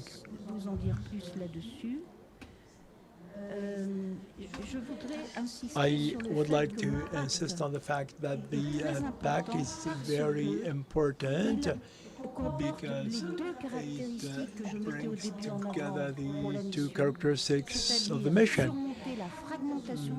Overcome the fragmentation of the maritime landscape at the national level, at the regional level, at the international level, and at the European level. We need to stop the fragmentation of these policies. Second is to keep these consultations between the various stakeholders, which have been at the heart of the success of Starfish and of the manifesto for the ocean. We need everyone's efforts to move together, to move forward. I would like to add something. We are affiliated with Starfish, but the pact moves beyond that. It will build on the achievements of Sea Fish. Blue Motion Med is going to build on this. I will take the example of Geopolitical, which is keen to adhere to the heart of Pierre. We're going to work with various stakeholders on actions that could have implications on a regional level. Governance and the sustainable blue economy, all the elements of the pact could be translated on the regional level. I would like to go back to what Olivier has said about the plastic treaty. I think that in the crisis of multilateralism that we are witnessing, trying to have an agreement on the treaty is almost impossible. You can see that the United States has joined the oil-producing countries to oppose any significant agreement, but let's try to move forward with all those who wish to move forward in the Mediterranean and regionally. Thank you very much. Thank you, Geneviève, for this presentation. We would like to invite Mr. Kai Palman, who has worked on a report on the Mediterranean to generate data that could be exploited. Could we have Kai Palman? Bonjour. Hello. Bonjour. Hello. Tout le monde vous suit ici à partir de Bizerte. We are in Bizerte and we actually are trying to understand how this data collection for the Mediterranean has been made and what is the importance of this report. Thank you very much. Good morning. I am the co-founder of the German Ocean Foundation, and we have already produced 2 reports on oceans, the state of the oceans, and this is what presented in Nice, the state of the Mediterranean Sea. If you want to use your mobile phones, you can download the report of 40 pages right here, and it was a tool that was very well appreciated from big audiences, mainly from companies, to get acquainted with the situation of the oceans, and now we did it for the Mediterranean Sea. But we couldn't do it just together with Statista, the partner where we did it before, with whom we did it before, because they have a wonderful team. They are big, and they provided a team of 3 data scientists, the design team, the text team, the legal team. And so we found a structure like this, like about the Mediterranean in general, the economical situation, the environmental challenges, the climate change, and the conservation challenges. So, but where to lead those data scientists? For this, we had this big partner. Well, he has, Statista has 1.4 thousand employees, 4 million registered users, and 18 million monthly visitors. It's a huge data and business intelligence company here from Hamburg, but they are not ocean specialists. For this, we needed experts, real experts, and we found them with the help of Europe Jacques Delors and with the support of Geneviève and her team. It was such a great work together with them. And you, Bizerte, you are so lucky because most of all these scientific advisors who guided our data analysts, they are with you and you can ask them all the questions. So I'm not there and perhaps you didn't read the report yet. So just ask them, they are where you are. First, what we found out, or where we concentrated on, was the financial, the economical situation. And we saw that the gross marine product of the Mediterranean Sea was vast, 450 billion US dollars. So, and those revenues mainly come from one source, the marine and coastal tourism. So we know this source is a difficult source. We saw it during Corona, where this money or this revenues can decrease abruptly, and we have to work on this to stabilize it. It has recovered very well and even developed further. So, but we have to invest in collaboration and extended seasons because of the climate change. We have stronger seasons before and after the main season. The advantage of this strong coastal tourism and revenues from the Mediterranean seas is that we are among the world leaders in tourism. That means understanding of our cultures, of our heritage, is strong via personal experiences, and the Mediterranean Sea is one of the main cruise destinations worldwide. But also offshore wind will grow strongly, especially in Libya and Tunisia. What is not developing so well, as we also saw, is the fisheries. So since the turn of the century, the capture from fisheries has decreased considerably. And we see that the production of fish could remain stable due to an uprise to 90,000 metric tons of fish farming products. So the fishery in general has decreased strongly, and it also has left a lot of debris.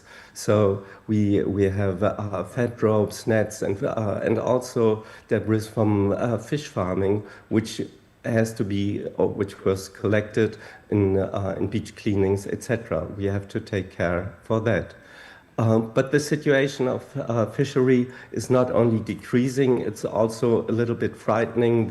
As we already heard, we had a loss of 20% of its biodiversity, 50% decrease in marine animal population, and the good environmental status sees a problematic situation where the standards of good environmental status is not met for the fish stocks there. So what we need now especially is to start producing MPAs, and we all want to have them by 2030, and 30% of the marine terrain of the Mediterranean Sea as well. But we see, for example, here at the Levantine Sea, we only have 3.6% of protected areas, perhaps a little bit more right now. But there's a lot of work to do, and we just heard about the Pact Méditerranée. These tools are urgently needed for the funding, the monitoring, and empowering of sustainable protected areas. So less fish and more plastics is not a good combination. We heard that even more than 200,000 tons per year enter the Mediterranean Sea. And it's not only from Egypt, Italy, or Turkey, it's also coming from Kenya and Uganda via the Victoria Lake, for example, which feeds the Nile. And so we don't have a UN plastic treaty right now, but still we need to improve ourselves and improve wastewater treatment and the reduction of single-use plastic. And we have to take care for climate change. So we have heard from this wonderful initiative of starfish that the waters are rising already. And this will be a problem for the ports. It will be a problem for tourism in some respect. And we have an increase of 40 to 70 centimeters by the end of this decade. All this will bring problems, and we have to, and that's the chance of this meeting today. We have to come into action to deal with these problems and to enable sustainable tourism and to work together on results, and not only studies like these. They can just give the first impressions, the first impulses. Thank you very much. Thank you. Thank you, guys. Thank you for this presentation. Je vous remercie.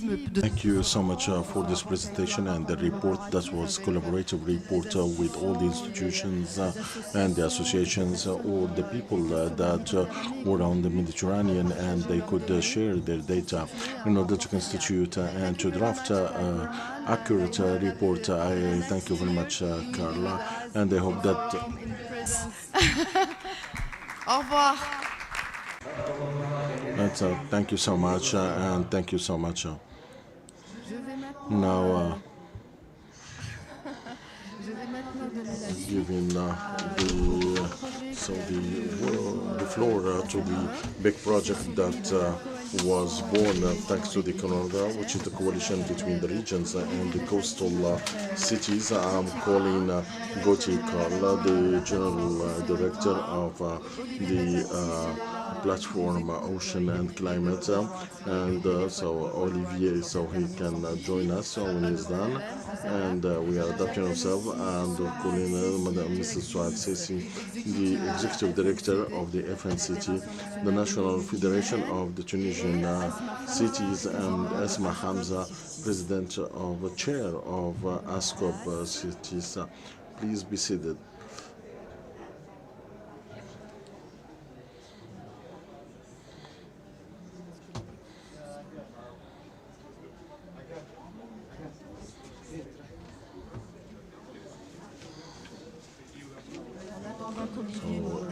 that Olivier can join us. I will start by Gauthier. Gauthier, so could you explain to us how this project was born and how it was designed for the New York, and then we will see its implementation. So the floor is yours. Thank you so much, Rima, to you and the whole team for bringing us together in the blue season. So regarding the Bizerte, ocean. So during the introduction, talked about the level of the sea when talking about the biodiversity, and to talk about the life of 100 millions of the people that will be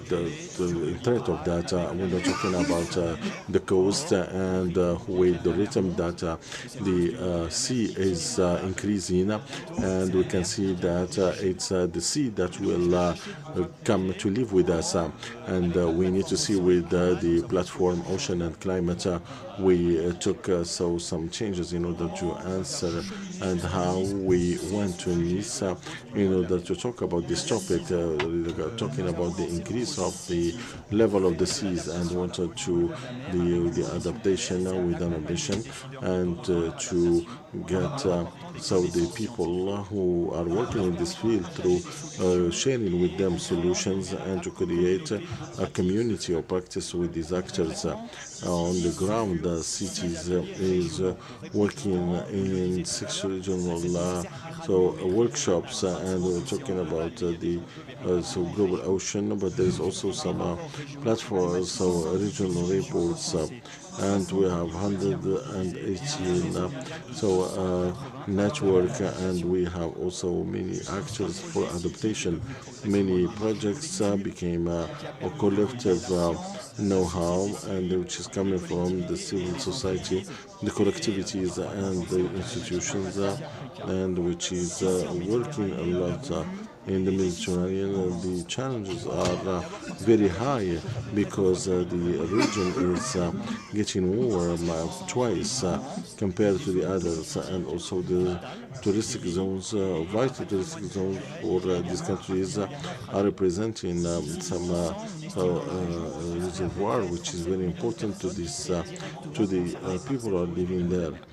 And that's why cities launched in 2022 a workshop on the Mediterranean, supported by the Blue Plan in the city of Marseille, and so that to help the decision makers to do their and to have concrete results. So the territories that are planifying definitely their soil, so we'll find another way of functioning in order to see how it can work. That's why that the digital twins can help us. That's why the municipalities and also the researchers and citizens need to get together, and that's why we took 4 taken and takeaways. So the first time it's the importance of water, it's irreversible, and also to adapt a territory is total adoption.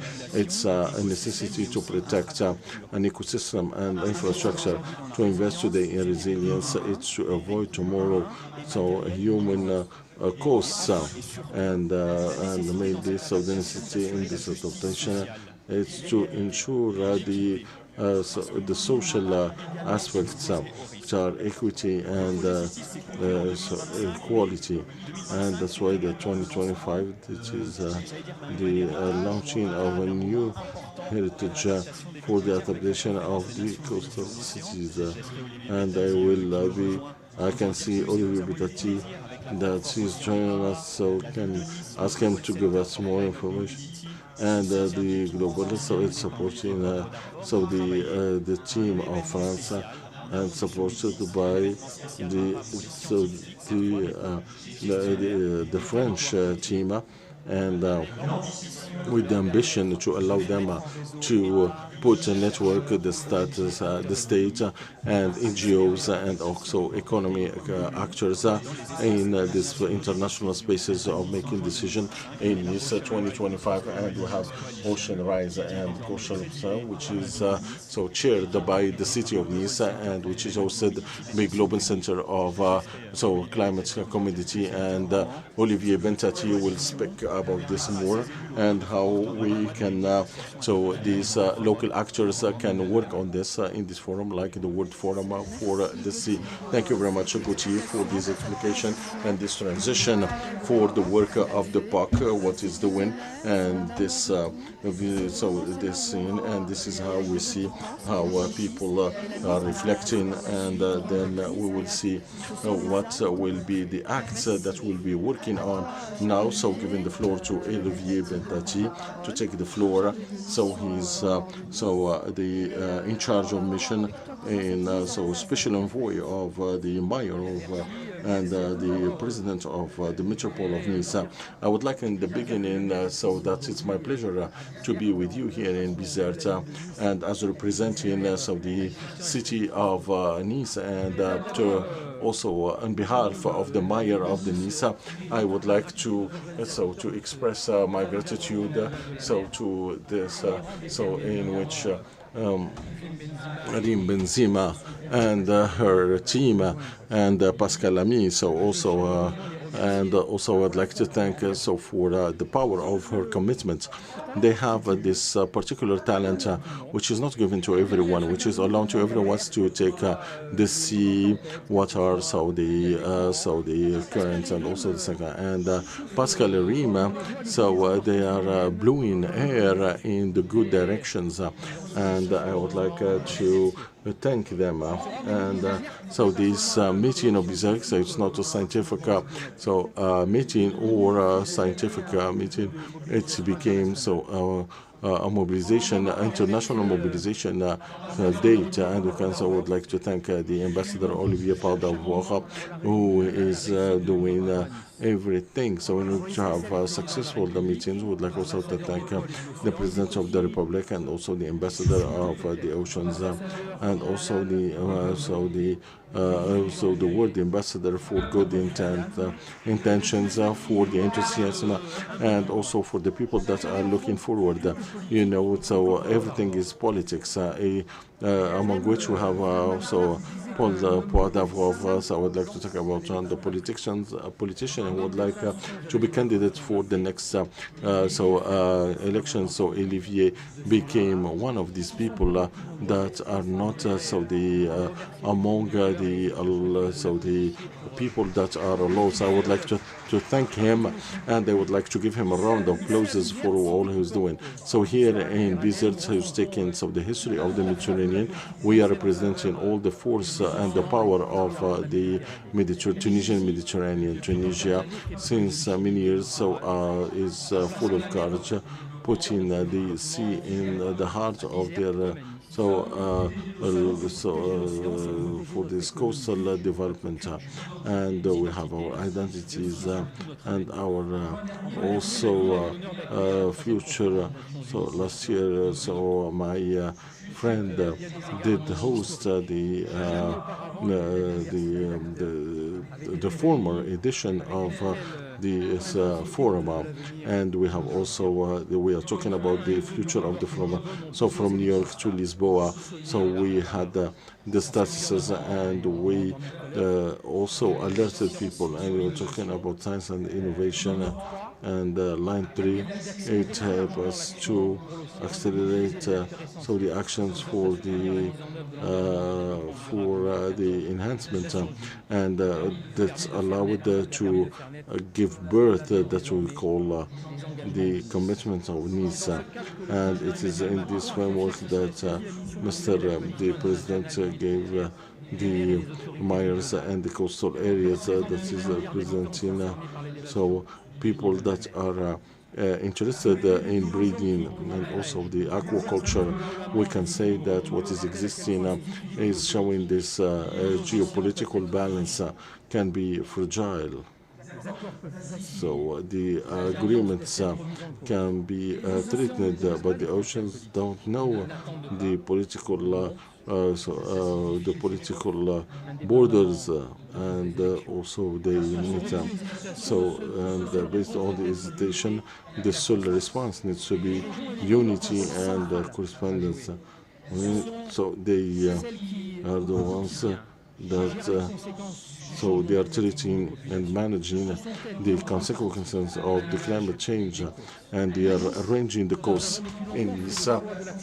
We did the concrete actions and to reinforce the coastal shores and also to combat plastic, so littering, and also this is why so in this conference, international conference, so that World Conference, we wanted to have the 10th of June, so a whole day for the Mediterranean.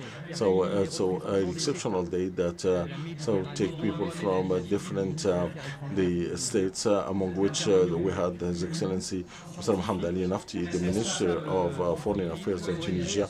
So the NGOs and associations, they shared that the Mediterranean is an estimated so patrimoine and also an ecosystem that would, because this sea is the most polluted one in the world, and the plastic pollution and degradation of the biodiversity, and also the increase of the marine level, and it is threatening the so the people, and with the same visa.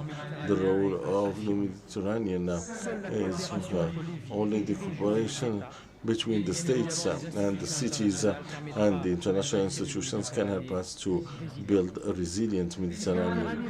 This Mediterranean, which is the start or the bed of our civilization, it's a responsibility that we need to all share. And if we are defending this fact, so we will defend our joint future, and we need to put our forces together. So this is why all the power of the coastal forces and started by the platform.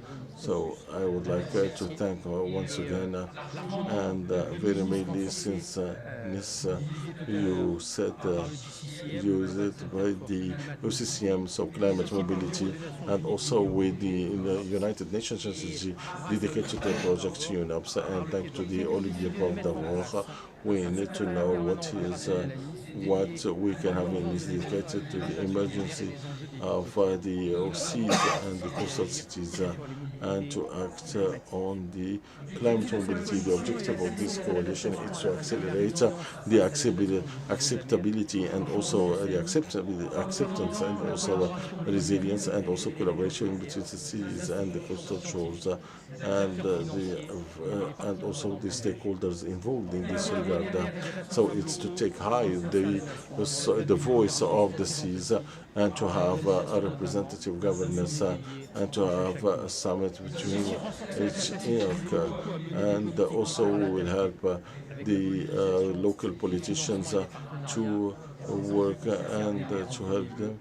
So regarding the challenges that are living, among which we have the insurance and also other food, our local products. We would like to disseminate so a vision, and also through the training.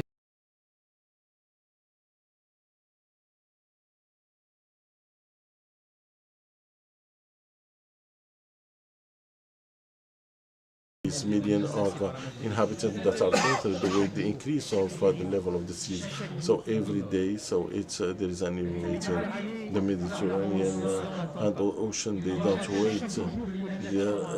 They are reminding us each day that so this is something that will have so economic costs, but it is also reminding us of the cooperation are our best weapons in Nice, like here in Bizerte. So all the coasts are taking together the people, but the same thing is to protect the ocean, will protect life.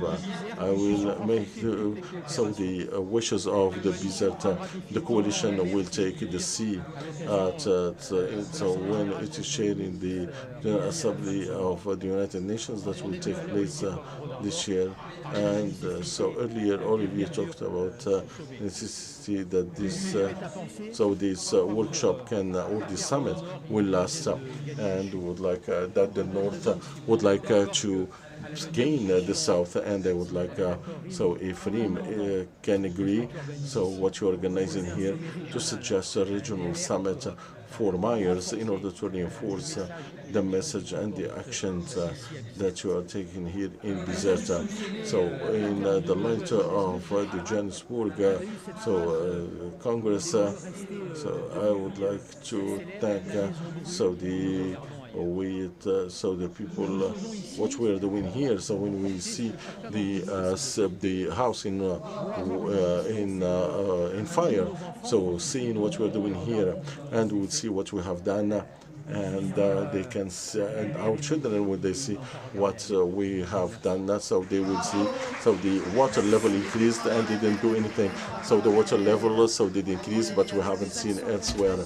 We have concrete actions, and we are following your message and your wishes, and to have another forum which will be embedded in with the Sea Forum in Bizerte, and it's going to be a regional forum for the cities and the municipalities. That's why I'm giving the floor now to Suad Zessi, that will speak about the concrete actions and fundamental actions within the National Foundation or Confederation of the Tunisian Cities, and how we can do so and what to do in order to bring together our actions, joint actions for the Mediterranean. Thank you much. I would like to congratulate you on the organization of this forum. The quality of the organization is impeccable. I would like to welcome all of you to Tunisia, to Bizerte more specifically. May your stay here be pleasant and fruitful. Thank you for inviting me, which will give me the opportunity to speak on behalf of NFCT, the Organization for Tunisian Municipalities. For those who don't know our organization, it is the only national body that brings together the 350 municipalities which extend over the international territory, including the 100 coastal municipalities. We came to life in 1976. We celebrate our 50th anniversary next year. We try to be useful to the communes or to the municipalities. We have been delivering our services at all circumstances thanks to our effectiveness and promptness. It is also an organization which is highly supported by its members. It is the only organization in our country whose members are affiliated with the government, that is the municipalities. It is also a particular organization because we work directly with the municipalities.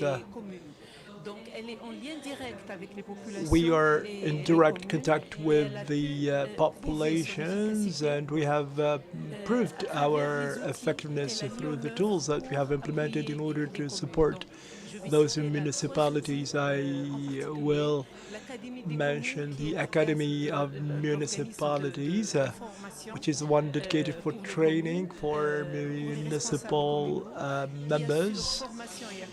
We provide mentorship also, the building of capacities, and we provide curricula delivered by experts in coordination with the sectors and with other state entities, ANAMO, CEFAT, CAPGC, and probably soon LAPAL. For the coastal municipalities, I would like to refer to the networking mechanism. We work within a network based on themes. These networks make it possible for us to sit together and to look for solutions which are effective for the common issue. We currently have 10 municipalities, and we hope to have a network for the coastal municipalities. We organize periodically webinars which ensure accompaniment, sensitization, and the exchange of expertise and experiences around important and timely themes. We respond to the needs of the municipalities and the communities. All these tools have showed their effectiveness in the accompaniment of the municipalities. We are convinced that the municipalities supported by their federation have a key role to play to preserve the coast, to fight pollution, to save our legacy, which is related to the sea. And we also take this advantage to mobilize partnerships. We rely on international cooperation because we know that the Mediterranean Sea is not a wall that blocks our cooperation with the others. Our forum today is a great display of the commitment and engagement of the various stakeholders and the will to work together and to join hands in order to save this legacy and this wealth for the next generations. We hope that these partnerships will be built in order to attract potential donors and to be able to make that leap towards that action for the municipalities. So it's about the network of the coastal municipalities, which is going to be open to the international community and to other experiences in the Mediterranean. I would like also to refer to the fact that we would like to create a fund for municipal action to preserve the coast, because we have been successful to establish a fund for the local development, and we would like to support the communities financially to plan strategically for the coast. Thank you very much. What I would like to remember is the fund to support the municipal action. We will be part of the forum next year in order to work together on this cooperation between the North and the South. Asma Hamza, president of ASCOB Surtis, who used to be the mayor of Mahdia. She worked in the field and she was able to see all the challenges faced by Mahdia, the beautiful city on the coast of Tunisia.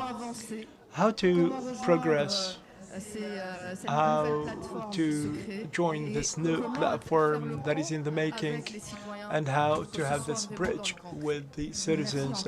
Thank you very much, Karim, for the kind invitation to this forum. I attended the first forum as a mayor, then as a researcher in oceanography, and today I'm a member of the civil society. And this is a role that I love, actually, to be in the civil society, because I think that in life we are not perfect. We need to be genuine and authentic. And it is the civil society which is the very incarnation of this authenticity, because it's the voice of the citizen who wishes to see the degradation of the coast stop and to put an end to pollution by plastic waste. I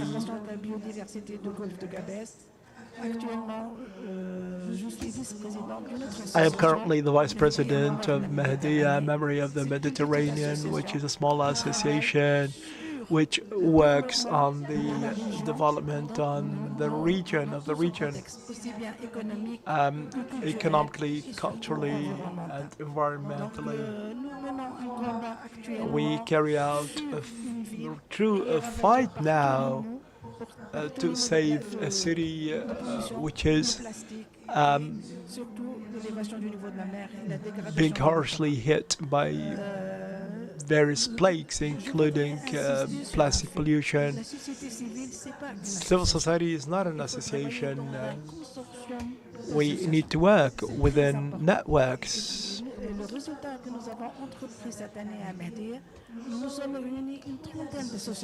In Mahdia this year, we have brought together 30 associations in order to fight plastics and plastic waste in our coast. This consortium is working on we're not going to working on cleaning the coast or on education. We would like to help the citizens change their behavior. The citizens know all the problems, but they don't have the means to fight. We need to throw politics behind our backs. We need to forget the administration, I think, that we need to give, and to put our hands in the hands of the citizens within a framework of civil society. Some of the achievements for this year, a major problem in our country is that the youth are not following. We need to think about how to integrate the youth in our efforts to safeguard the Mediterranean. We have noticed that only the children or the elderly respond to our actions because of their concerns and worries, and I think that the forum should focus more on the youth. Next is the change of behavior. What should we do in order to achieve this goal? Education is very important, but also, and also awareness raising, but also the implementation of penalties and sanctions. Thank you very much for listening carefully to me. Thank you very much. This is a real call from the heart. Being close to the citizens and overcome the challenges, and when you're in the civil society, this is what you want to do, changing the mentalities and mindsets in order to encourage the youth to take part in the actions for a sustainable Mediterranean, for cleaner cities, more welcoming cities, biodiversity, etc. Because if we don't do anything, we will lose biodiversity forever. Thank you very much. Thank you for testimonies. I would like to thank this panel very, very warmly. Well, what about the coffee break? We're probably lagging behind. I don't know whether my decision is good, but we're not going to go for the coffee break. For those who would like to take a coffee break, you can go downstairs, but we're going to stay here.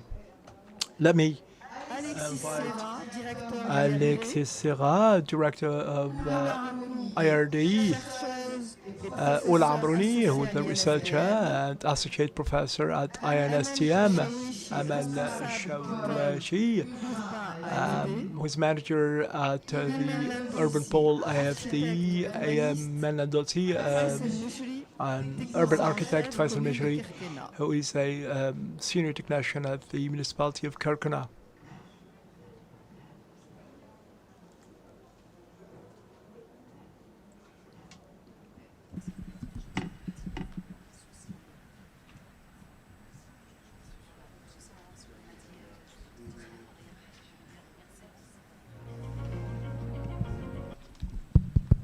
Alors, je souhaiterais commencer par Alexis. I would like to start with Alexis, who has explained to us what the different research projects of IRD contributed to a better understanding of how can we protect the coast, the Mediterranean coast, and all the collaboration and cooperation with the different stakeholders.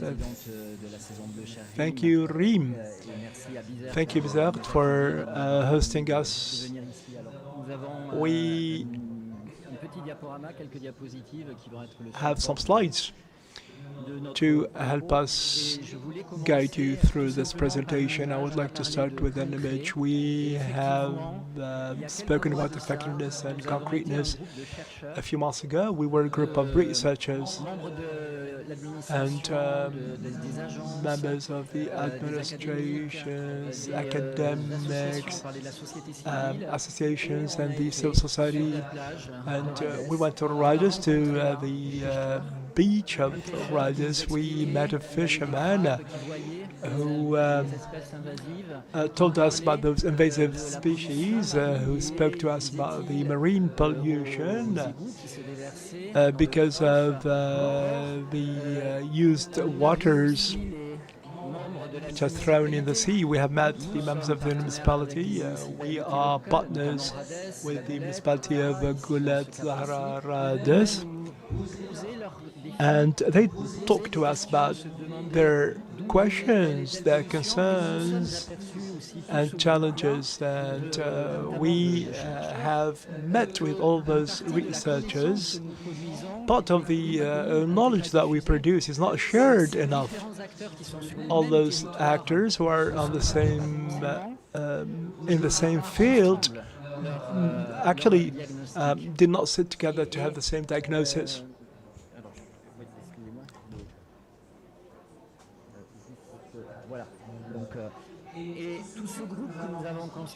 This group that we have brought together, this community of different skills, which went to the field,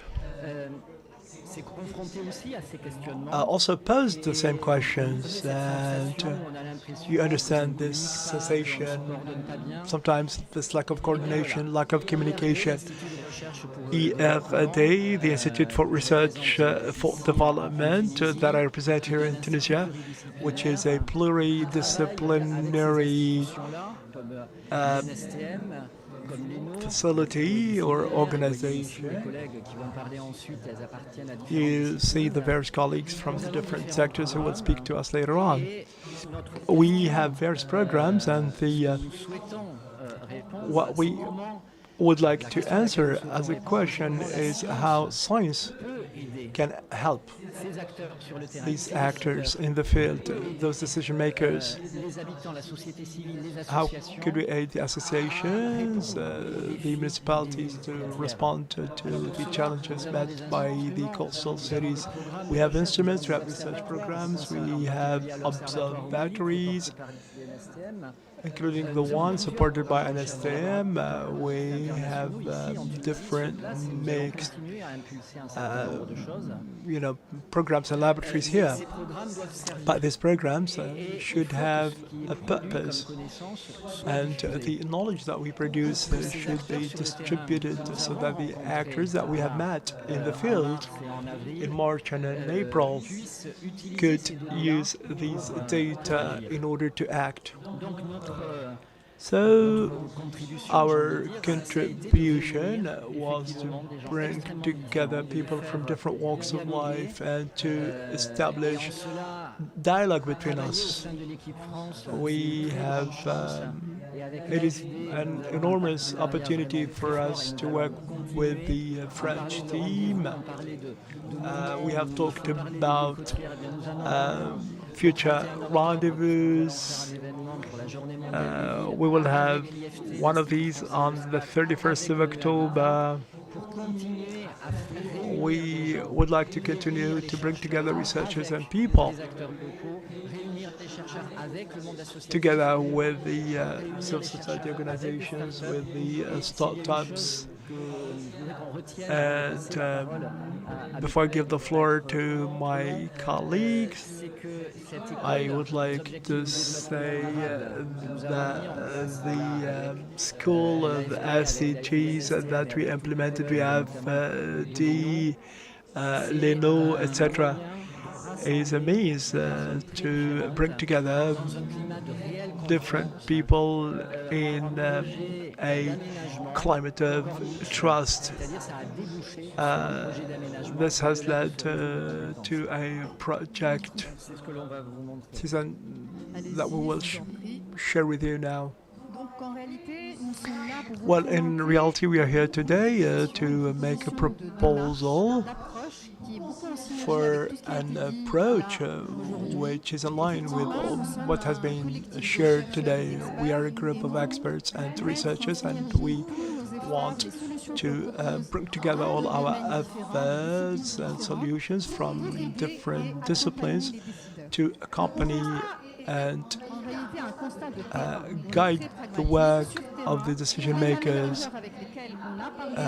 We have discussed with those who are in charge of the Corniche project, but everyone was looking from their different perspectives, La Pole, the Ministry of Equipment, the municipalities, but we want this to be a project for an interface between the city and the sea, which will shed light on the various stakes, the question of pollution, the question of the degrading biodiversity, the legacy, etc., and the economy, which is at the heart of all battles. This is a vivid laboratory which will see the contribution of the various laboratories, ENSTM, whom I represent, many researchers whom I can't list, all the disciplines also which I can't list, which will put together these solutions based on a diagnosis that comes out of consultation. This is a living lab with the participation of the municipalities, which need to be probably guided. We are working on a vision of inclusion and consultation, the researchers and the students, because the students, and now I represent the School of Engineering, and these young people or students are the future. Innovation, sensitization, education is there. And this is also a matter of co-creation, co-creating the diagnosis. So what we are offering is a project for the Corniche, which is an interface of the city and the sea in order to take care of the coast to reconcile the city with its sea facade. The Corniche is an excellent public space. I don't know whether you have came here at very warm moments, and you know that people go to the Corniche everywhere. We need to improve the possibility to use the Corniche. We need to bring together more young people, more children, more women.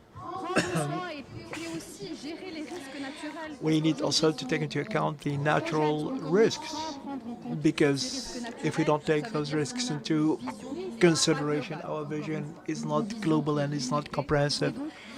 It is limited. We need to look for the various dimensions. Aoula will probably say more about this project. Thank you very much. D'abord, merci. Je tiens. I would like to thank all the organizing committee for this wedding ceremony of the ocean. I would like to thank my friend Rina, who was made it awesome and did all her best. So for gathering together the whole family, I'm representing the National Institute for Science and Technologies of the Sea. I'm representing all the INSTIAM. I'm representing all the researchers and this institute for more than 100 years, so put together, and all the researchers I'm representing. I would like to thank all the partners, the IRD, all the international and national partners, and we are here, and we are representing the fruit of many collaborations between the science and the partners, and I am expert in beach erosion, and I work, so we take figures of the Mediterranean with the regression of beaches that are going back, doing regressions, and we will see that beaches will disappear, and we'll see our memories and our all what we have, and also our memories, what we will leave for our children. All what you see right now is disappearing, and we need solutions, and we need on-ground solutions in what comes to the Mediterranean and the whole world. So we have solutions so that are fruitful. We don't have any other solutions other than the nature. So when we have the nature, not only the science which is working in this complicated world, and we are in nature, beaches, geological, that were 1,000 years, so in order to be settled, so we destroyed them in 50 years or 100 years, so that we don't have miraculous solutions. And un chantier qui s'appelle Observatory, and we started Omeri, so in Ghar Milha, and we had the word with the community, with the fishermen, with the locals, that helps us. And this is a success story. And we started, and the UNESCO appreciated these efforts of this coalition. And this is the eye of science and the arm of this coalition. And they are the locals, and they are the fishermen of Ghar al-Marh, and all the communities that help us. And the touristic towers, we are talking about the protection and monitoring, but they are here to see them and to secure them, and through that we had this expertise and facility and this exchange and this cohabitation and existence, and we did Corniche through thanks to this initiative of the SDGs. And we had a slogan, so the story of the sand grain, and it is doing the whole cycle like the water, and we are following, and we need to understand, and we need to suggest this condition, this project, which will be transferred, and that can be managed. We need to funding, and we need money. So in order to fund this idea and this dream, which is not only in Omili or Al-Marhoun in Bizerte, so it's land. I don't know if so it is from Mars, and it is from the sea. It's marine, and thank you very much, Aula, and we need money for that. Thank you so much. I'm giving the floor to our dear partner IFD that I had the pleasure to know during this experience of the SDG. Thank you so much. I would like to thank you for this organization and invitation. And so before saying on what my colleague said, so I have a small presentation regarding the French Agency of Development, which is a French public institution, which is accompanying the countries in their accompaniment, and it is existing in Tunisia and intervening in many strategic actors and local and territorial transport, energy, social inclusion, health, and vocational training. And in a country like Tunisia, which is exposed to the impact of the global change and the war, and we are mobilizing subventions in order to do the accompaniment of and support and coach the Tunisian state in order to think of solutions that can allow to deal with all this with this edition. And in the school of the SDGs, we did the accompaniment of this focus group, and we did an exercise which is very interesting and which is out of the classical science, and it will emerge ideas, and we did the brainstorming and also reflection and visits that pulled together all professionals, and we put together our partners, technical partners in Tunisia, and professionals, and also the actors that are committed in the topic and in this problem of adaptation to the climate change, and also researchers and also PhD researchers that are represented by Ola and Amina, and an exercise that gave a big project which is called Nisha, that gave solutions, and we are here to look together in order to find an instrument, funding instrument that can do the accompaniment and to work in this exercise. And thank you. I'm taking from Rim, in order to thank our friend from Kirkena. For the people who don't know Kirkena, there are people who haven't been to Kirkena, you need to go to Kirkena. And I'm giving the floor to Faisal Meshri, who is a technician from the city of Kirkena. I'm here to present the experience of the island of Kirkena when it comes up to sustainable development in Kirkena. We started in the 90s. Many researchers, national ones and internationals, participated in scientific campaigns in order to ensure projects of sustainable development in this peninsula, in Kirkena, they are on the same line, and also for the operations that we did municipality for the sustainable development, we started with the associations, local associations, and also we tried to work in the Mediterranean world and to do the integration of the municipality of Kirkena in the network of the small islands of Mediterranean, SMILO, since 1999, and we started this group since 1999, and we received the labeling progress in an initiative toward having the label sustainable island with the participation of the partners Milo, Life Day, and Foundation Parasar Verdo from Monaco.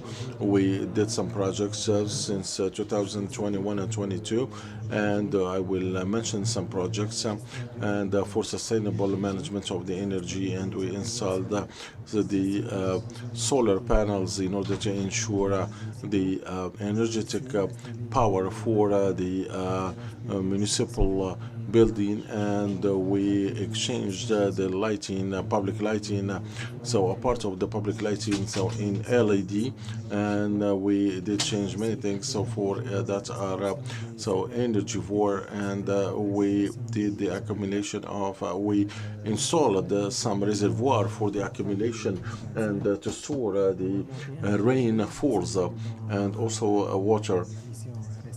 And also we are working on the water, which is no more plastic in Kirkana, which is a project that has 3 axes to combat the pollution, plastic pollution on the peninsula of Kirkana. And this project has 3 axes, as I said. It's offer an opportunity to have the drinkable water, for and also to use no plastics for this for packaging this water. And we installed 2 machines, Cumulus, and the other one. So we have 2 ones, one in the municipality and the other in another place. And the second. And this project was dedicated to combat the plastic pollution, and 3 actions.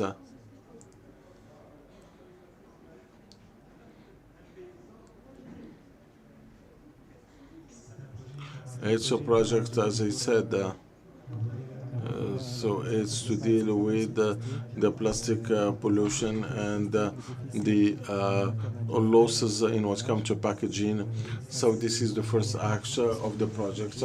So we did we installed 2 Cumulus machines, and we are trying to have a sensor for reverse osmosis. So in junior high school and high schools, so for more than 1,400 beneficiaries, and also we will have 12 water filters in 9 primary schools, and we distribute 1,000 bottles in inox bottles for the students and teachers through the use of the reuse bottles. And for this project is to present alternative solution for plastics, and we had a procurement of craft paper for the municipality, and also we distributed, and we will continue in 2025-2026 the distribution of free distribution of sacks in stores and also in grocery stores, so in order to replace the plastic bags. And for this we are doing the raising awareness and also a commitment to use no more plastic, since we have alternative things. The third axe is the valorization of the crafts, sustainable crafts, with the help of the local association, and which is which is an association that we're working in the co-marine era, and before they didn't have any plastic in the peninsula, and the citizens, so they try to work themselves their baskets, for starting from the palm trees leaves, and also for the sustainability of the island of Kirkana. So the Kirkana, it's a dot on the map, but for the people who know Kirkana, we try to mention the alternative solution that's existing, and with support of our partners, we can have a landscape which is very clean. Thank you so much. I would like to thank you for, So we will go to Cartagena, all of us, and we will speak about the European program of the Mediterranean projects with many people that intervene, and we will have some missions and some sound. Thank you very much, Safe.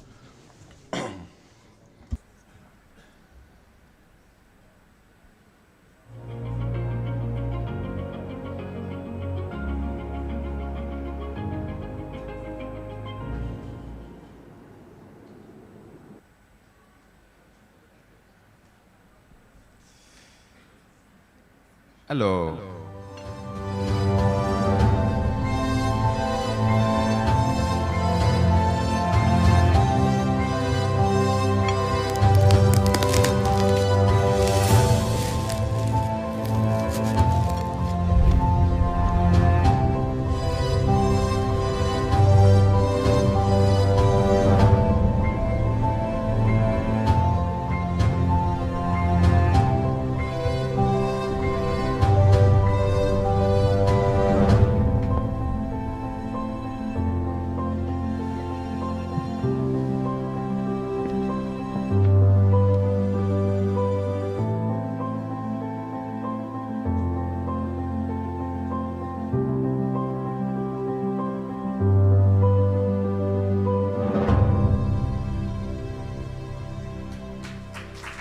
voilà, chaque année, la Saison Bleue produit des petits films. That are producing this small film, and would like to thank Saif Ayari, who's an excellent artist. So I'm calling for to talk about the European Fedra Fukuchi, that you know, and Irene Aronzo. As we are so late for reasons that we cannot control, so 5 minutes for each, and we go together. You have the mic. We can speak in English. In English. In English. In English. English. I'm so sorry. English.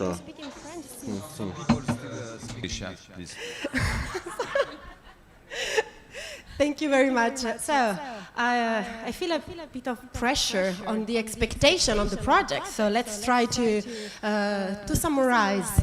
So we heard in the morning a lot of insights on why it's urgent to act on the Mediterranean, and I think it's clear also which are the priority area of intervention. We also heard about the framework at the international and Mediterranean and European level to facilitate the reaching of our shared ambition goals for protecting and restoring the marine and freshwater also ecosystem, but also to prevent biodiversity and also to decarbonize our economy. So we also realize how many different kind of actors we need to target. It was very nice to listen from La Direttrice Sassi on the needs. So she asked about simple, innovative solution to apply to common project. This is to common problems.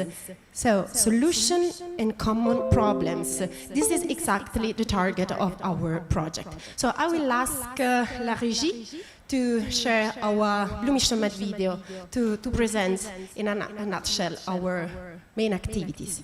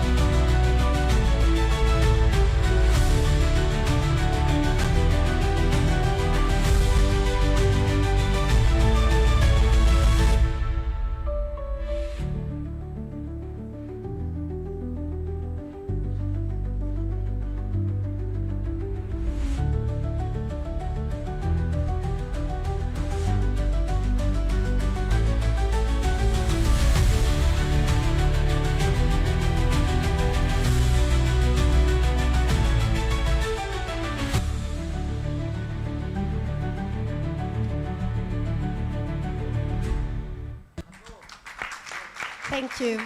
Thank you very much. Just let me introduce two more topics before giving you the words. If you could share my slides, it's just to make the bridge, Denise Bizerte.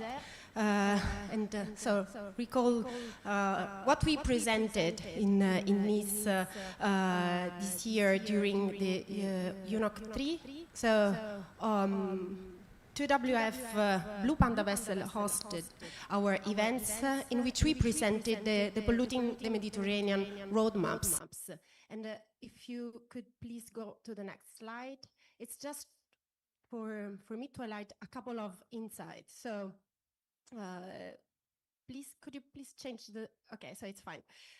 We have concrete recommendation that cuts across 7 industrial sectors that with specific indication of innovative solutions that can be applied that cut across the different sectors also with the aim to reducing pollution at least in this report.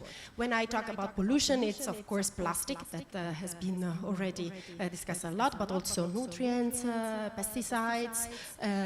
We know that the Mediterranean population increase in the coast. Most of the Mediterranean citizens live in cities, so the wastewater is one of the biggest challenges. So identify 87 specific solutions. It means that we identify concrete action to be transferred and applied to certain category of actors to reach specific targets of the pollution. I don't know if it's possible to just click to show what kind of solution. So this is the mapping activities that we made. So you don't see here the place in which the solutions are implemented, but the owners. So these are solutions with a great potential of innovation and transfer and upscaling in the Mediterranean. But the owners, as you can see, are spread across Europe here. So this solution, and if you click once again, these are the kind of solution that we identify and that are available on in our website. So just to mention one, so from the monitoring system for citizens to be shared and transferred across Mediterranean citizens, but also like bio-based material as a substitute for fossil-based plastic. And more and more. So these are concrete actions that we're now testing on how to support citizens, but also industrial stakeholders, but also policymakers to put in place, but to collaborate in really implementing. I think that maybe, Irene, you can tell us more on this. Thank you, Fedra.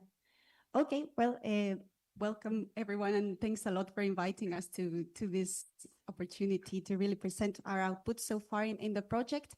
I wanted to start my intervention by recalling what's really our mission, no, in this project, because of course we're following a mission-driven approach. We're working in the context of a mission to restore our ocean and waters, and we are really working towards a clear goal, a clear target, which is to reduce pollution by half, and with a very concrete target in terms of timeline, which is 2030. So this is really a challenging mission, which requires that we change the way we have been working so far, that we change the approaches, that we move towards more collaborative, that we break the silos between the science and the industry, that we really foster this collaboration and transfer of knowledge and tools into the society so that we can ensure to meet our societal goals. So with this in mind, of course, our approach as a lighthouse is really to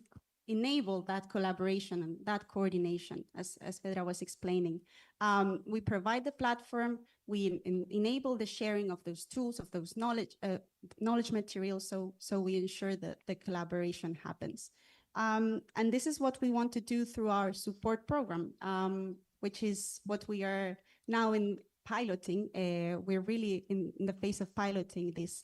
And I wanted to use the internal metaphor that we've used so far of a marketplace. which is how we have really structured this. So we work on the one hand on the demand side. So we work with those that would want to adopt these innovations that are happening, that we know that are happening. We have been mapping them in the project in the first phase. We work with those. We identify those of, for instance, communities that really want to implement new approaches for enabling their sustainable transition. For instance, ports, for instance, regions, cities, but also civil society organizations who want to make a difference in what they're doing. We work with those, we connect those, we identify their needs and their priorities. We have set up a network of national hubs, which is operating at the national level, but then of course, we articulate those efforts at Mediterranean level as well to ensure that the knowledge is shared. So that is the demand side of our support program. And then of course, we work with the supply side. So those who are actually producing innovation, talking about entrepreneurs, startups, all sorts of, also youth and citizens who are developing new approaches for collaboration, because this is not just about technology, it's also about new ways of approaching the way we work, as I was saying at the beginning. So through the support program that we have created, we try to articulate the demand and the supply side. And I very briefly summarized this in a slide, not this one, where, well, this is a snapshot of our methodology in the support that we're providing. So on the one hand, well, on the upper part of the graph, you can see the timeline. Basically, we started with an assessment of this supply and demand. We try to identify what are the needs, what are the solutions that are already available, and then we are now ongoing in the pathway of support. So starting with a call for expressions of interest, which was launched throughout the Mediterranean scale. We got over 100 of expressions of interest from both solution providers and also potential adopters and seekers who were willing to implement those. And we screened those, we assessed those, and now we're in the phase of providing the tools and the support to both of them. So speaking about the solutions first, after conducting this screening, as I was saying, of identifying their level of maturity and trying to also see their impact and replicability, because this is key also for the next phase of the mission, we are now providing one-to-one support to a certain selected range of solutions that we've mapped. We're giving them different sets of tools depending on their needs, whether they are early stage, where we provide partnership building, matchmaking services, or where they are more advanced, where they are already bankable, then we provide them with services like pitching support, connecting with relevant investors, developing further their business plans, enhancing their communication strategies, et cetera, et cetera. So this is a core part of our work, and I try to be brief now. And then the other part is, of course, working with the potential adopters. We are, just to give you a brief example, and then I stop. We launched a network of cities, of small islands in Capraia last year. And perhaps Fedra can say a few words on that. Just thank you also, Rim, for supporting this exercise. And I think that sharing good practice, so at least the recommendation that we provided in the document, in the roadmap, is the common recommendation are the transfer of good practice across the different communities. This is why we worked across the islands community to really facilitate the transferring of the knowledge, but also to create partnership among actors and to strengthening also the cross-sectorial collaboration in order to deploy the solution. Finally, it has been highlighted how much the cooperation across the European and non-European countries, it's necessary to reach the aim in the Mediterranean. I will not go further on this, maybe recalling that I just wanted to finish by saying that we have a big challenge ahead, which is the funding. We need to really mobilize the investors out there. And we have a date in Ecomondo in November this year from 4 to 7 November, if I'm not mistaken. And this will be an opportunity to, on the one hand, work with the regions and the programs at EU level to really ensure that the mission priorities are enshrined in their programming for the next phase. And then also bringing the solutions that we've been supporting to an audience of investors to make sure that they are heard and potentially uptaken and replicated, which is the real goal for the next phase. Merci beaucoup, Pedra Francocci et Irène Alonso. Merci à vous. Alors, vous avez remarqué que les femmes ont pris le pouvoir, mais c'est surtout les Italiennes qui ont pris le pouvoir. J'appelle Giulia Antidormi, s'il te plaît. Merci de Blue Mission Med et de la Coalition des maires, et Alessandra Azzola, qui est chef de projet ITT de Share for Med, dont vous allez nous parler toutes les deux, et parce que vous allez nous parler d'un projet qui permet un partenariat important entre l'Algérie, je crois, l'Italie, la Tunisie. Allez, à vous. Merci beaucoup. Hello to everyone. I'm Alessandra Azzola from ETT, which is a digital company based in Genova. And today I'm going to tell you more about the Share for Med project.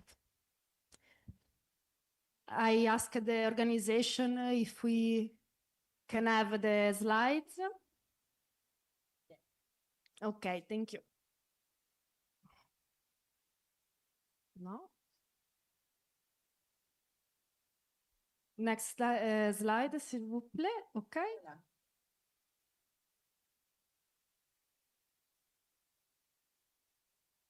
Okay, thank you. A brief overview of the project.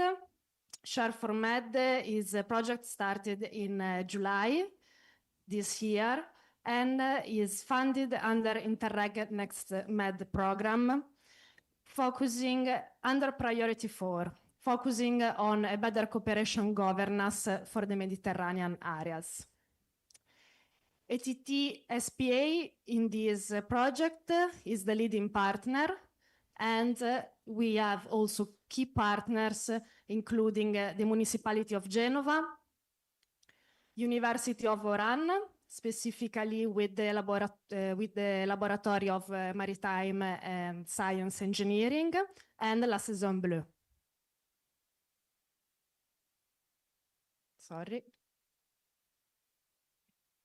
In this slide, you can see the challenges we want to face in this project, and most of all, the difficulties that the local authorities, especially in small municipalities, have to face, like the insufficient resources and the lack of a collective influence to implement sustainability action.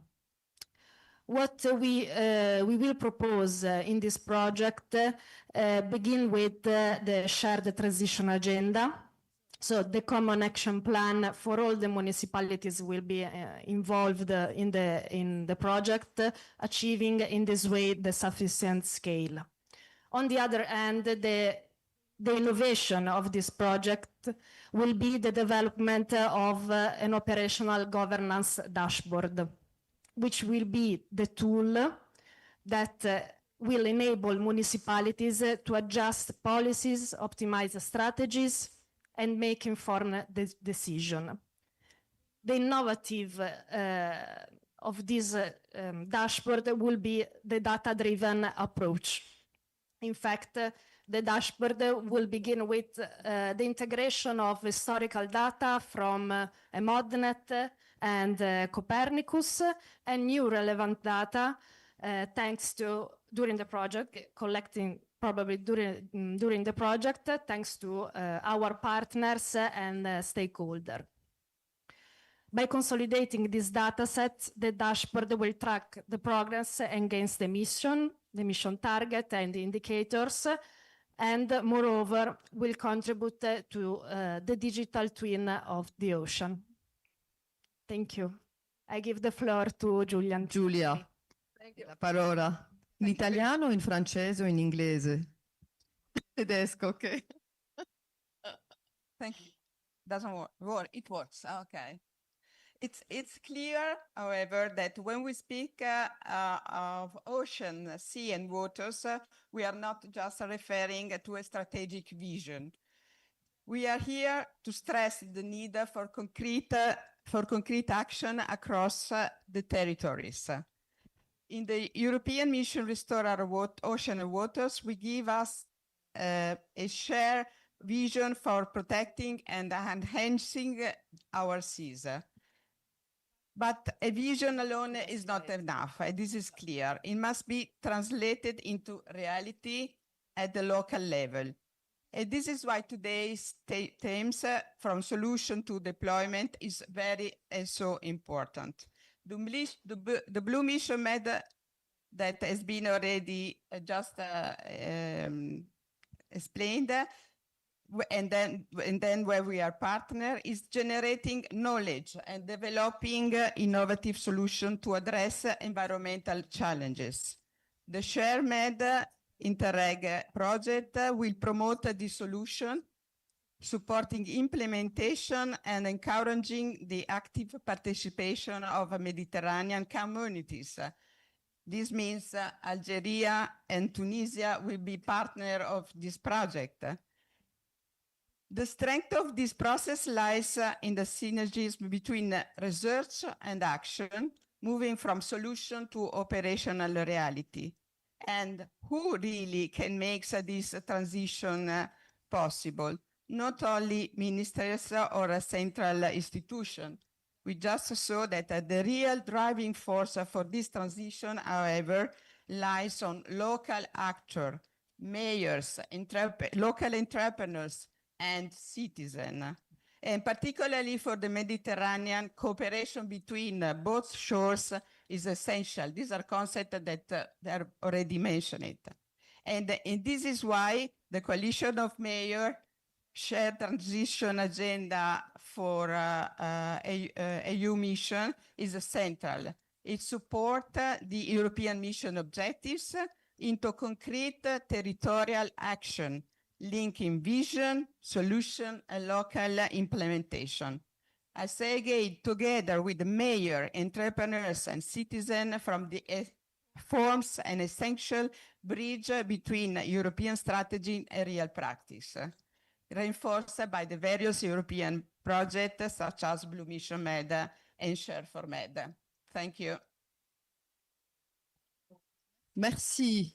Merci à vous deux. Merci pour la présentation des projets concrets, au fait. Voilà ce qu'il faut noter aujourd'hui au Forum. On présente des solutions concrètes avec des actions concrètes. Et on les présente. Donc, tous ceux qui souhaitent, qui ne connaissent pas ce que fait le Blue Mission Med, le Share for Med, les propositions qui sont en train d'être issues d'écoles européennes, eh ben, ils peuvent nous appeler, ils peuvent se mettre en contact avec nous pour les prochains à venir. Merci. Très important, effectivement, Giulia et Alessandra. Merci beaucoup.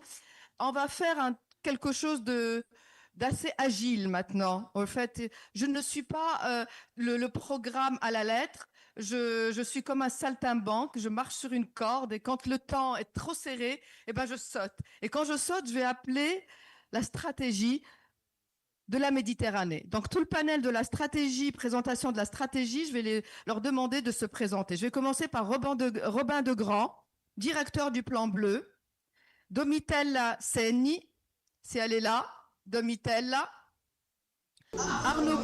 Arnaud Comollet, Pamex, Francesco Cononita, Shirazet Zaitar, who will be with us online, Rania Meshergi, who is a researcher in conservation,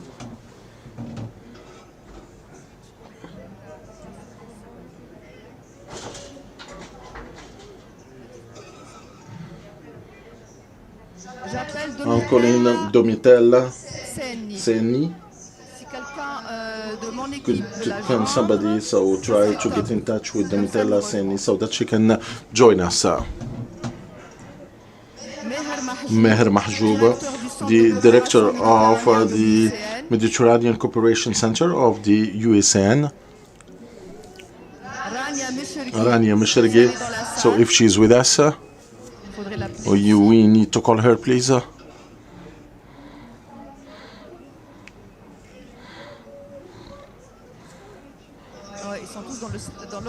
So they are on the other event and other panel.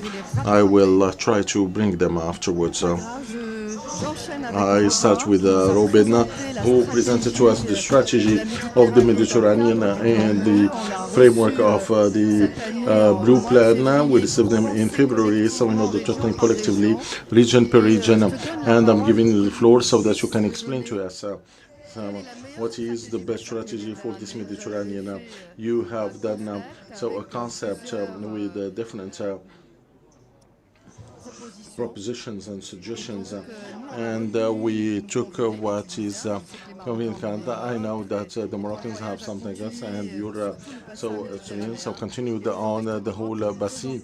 So would like you to present to us the best strategy for the Mediterranean collectively when we talk at the national level, when we do the matching of the different projects and aspects. Mike, please. Thank you so much. I would like to thank everyone for your invitation, and I would like to thank Rima.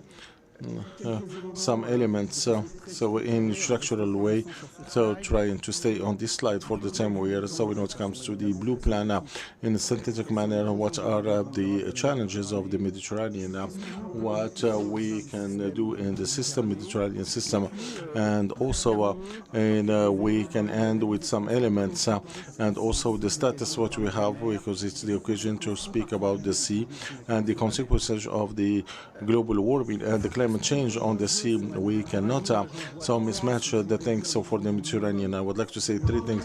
The first challenge in the Mediterranean, which is an obstacle, it's the war. It's the war in the Mediterranean. So in the Eastern Mediterranean, which is putting all the hopes on Mediterranean, in Palestine, in Syria, and in Libya. The war and the divisions that are polluting the Occidental Mediterranean, the Western Mediterranean, which is so banking and standing before the sustainable Mediterranean. And so we need to take all the measures today that are embolized with the capacity to work together, and particularly in Maghreb.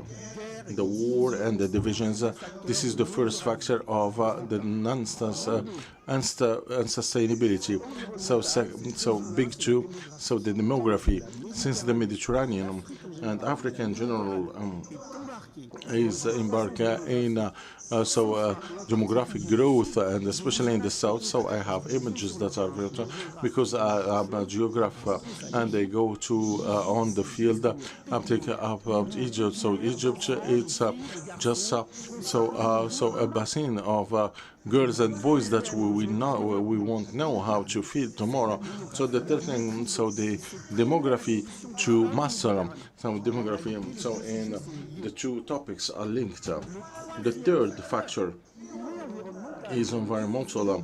It's the climate, and we have a zone, particularly marketing what comes to the global warming, which will more 20 degrees, so above the average, and we have a zone, and we will have more, and we will be in global warming, which is inexorable. So the CO2, it's a molecule which is hyper stable, so it stays 100 years in the world. So we have a zone, so explosive zone in the strict word, so in Palestine, which is being bombed and also put into hunger, and another zone which is burning. So this is the first statement. What we do as Blue Plan is doing in this in the Convention of Barcelona, and also the United Nations program for the Mediterranean, and we have today as at the local as my former professor and my friend we are trying to build all the data we are talking about with the research interface with the MEDEC. MEDEC, it's a group of scientists that are working in the Mediterranean. It's fundamental, and we are working with them and other universities, and we create data not only on the climate and the MEDEC work on climate and environment. I will speak about the climate, but the pollution, it will stay. And the overfishing stays, and also the coastal pollution will stay, and the climate will add a difficulty, another difficulty. As well, we are helping the states, in the map, for the United Nations to define at the regional level a strategy, Mediterranean strategy for development, sustainable development. We have seen in the beginnings of the new world, we talked about the local level. There is an intermediate, which is the Mediterranean by themselves and for themselves, so they are taking, in a bad way, their destiny. We don't have tools for that.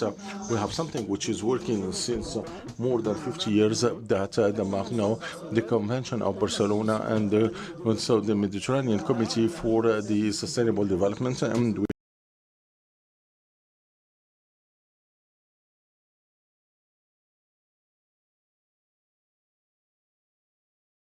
what are the best perspectives, and in the end we are alerting on some precise points. And today in the 3 slides that I will present, I will alert you on one point.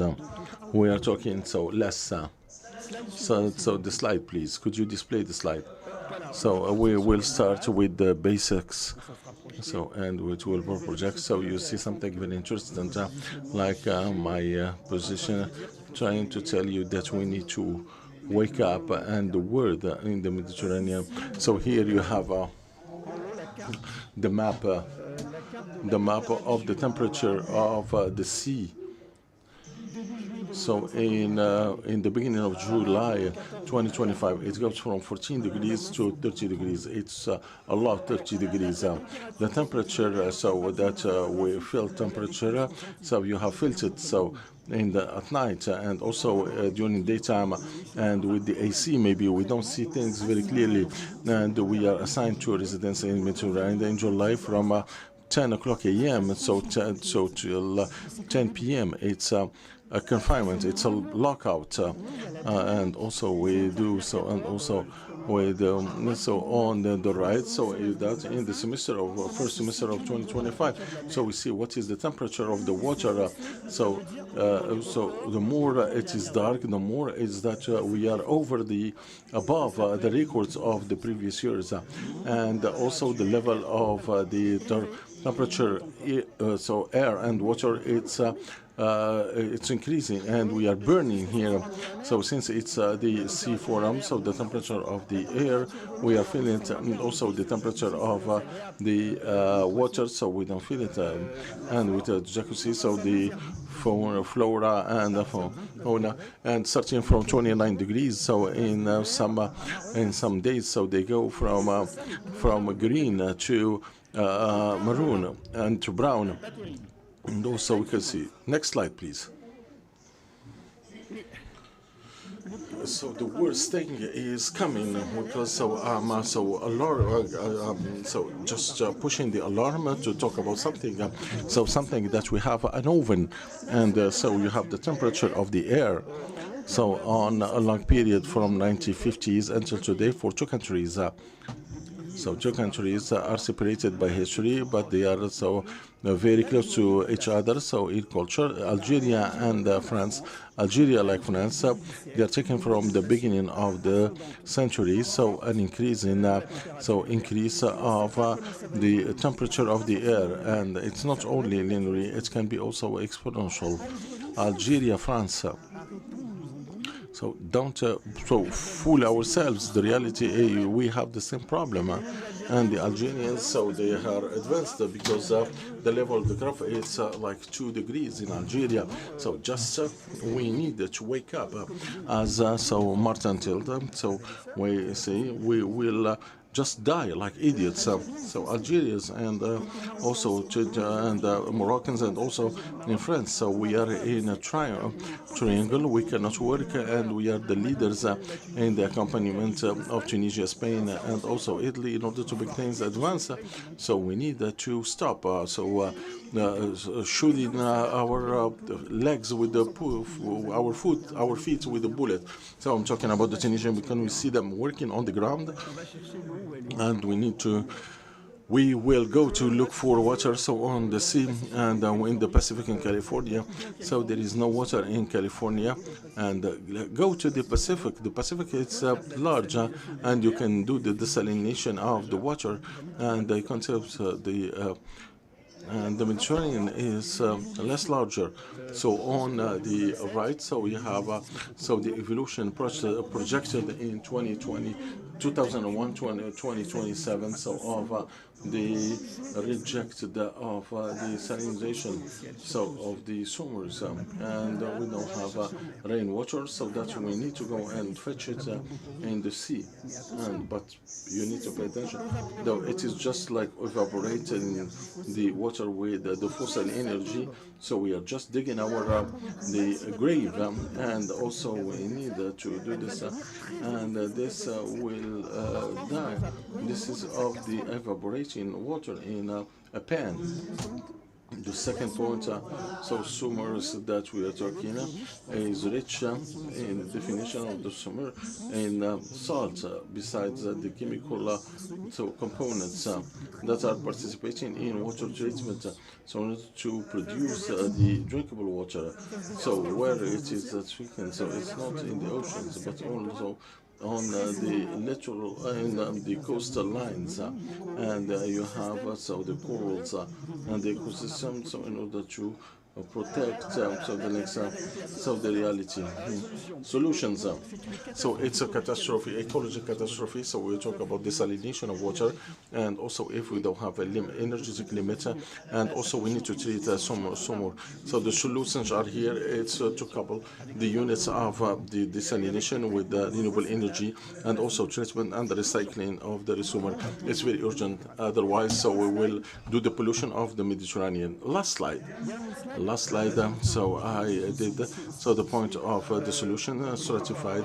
So Olivier Poidavov talked about the success of Line 3, so the success of the coalition of the coastal lines, and also today we are in collectivities, and so the civil society, and between both of them we are lacking so a regional scale. It's the strategy of the Mediterranean with so it was so established in June, and it will adopted and voted during the COP24 and the Convention of Barcelona in December 2022. Okay, so it's a reaction of the Mediterranean for the Mediterranean, so for the climate change, and we declined in Istanbul in last July regional framework of adaptation to the social to the change, to the climate change, in order to put the text in, and that each country has an adaptation to the climate change.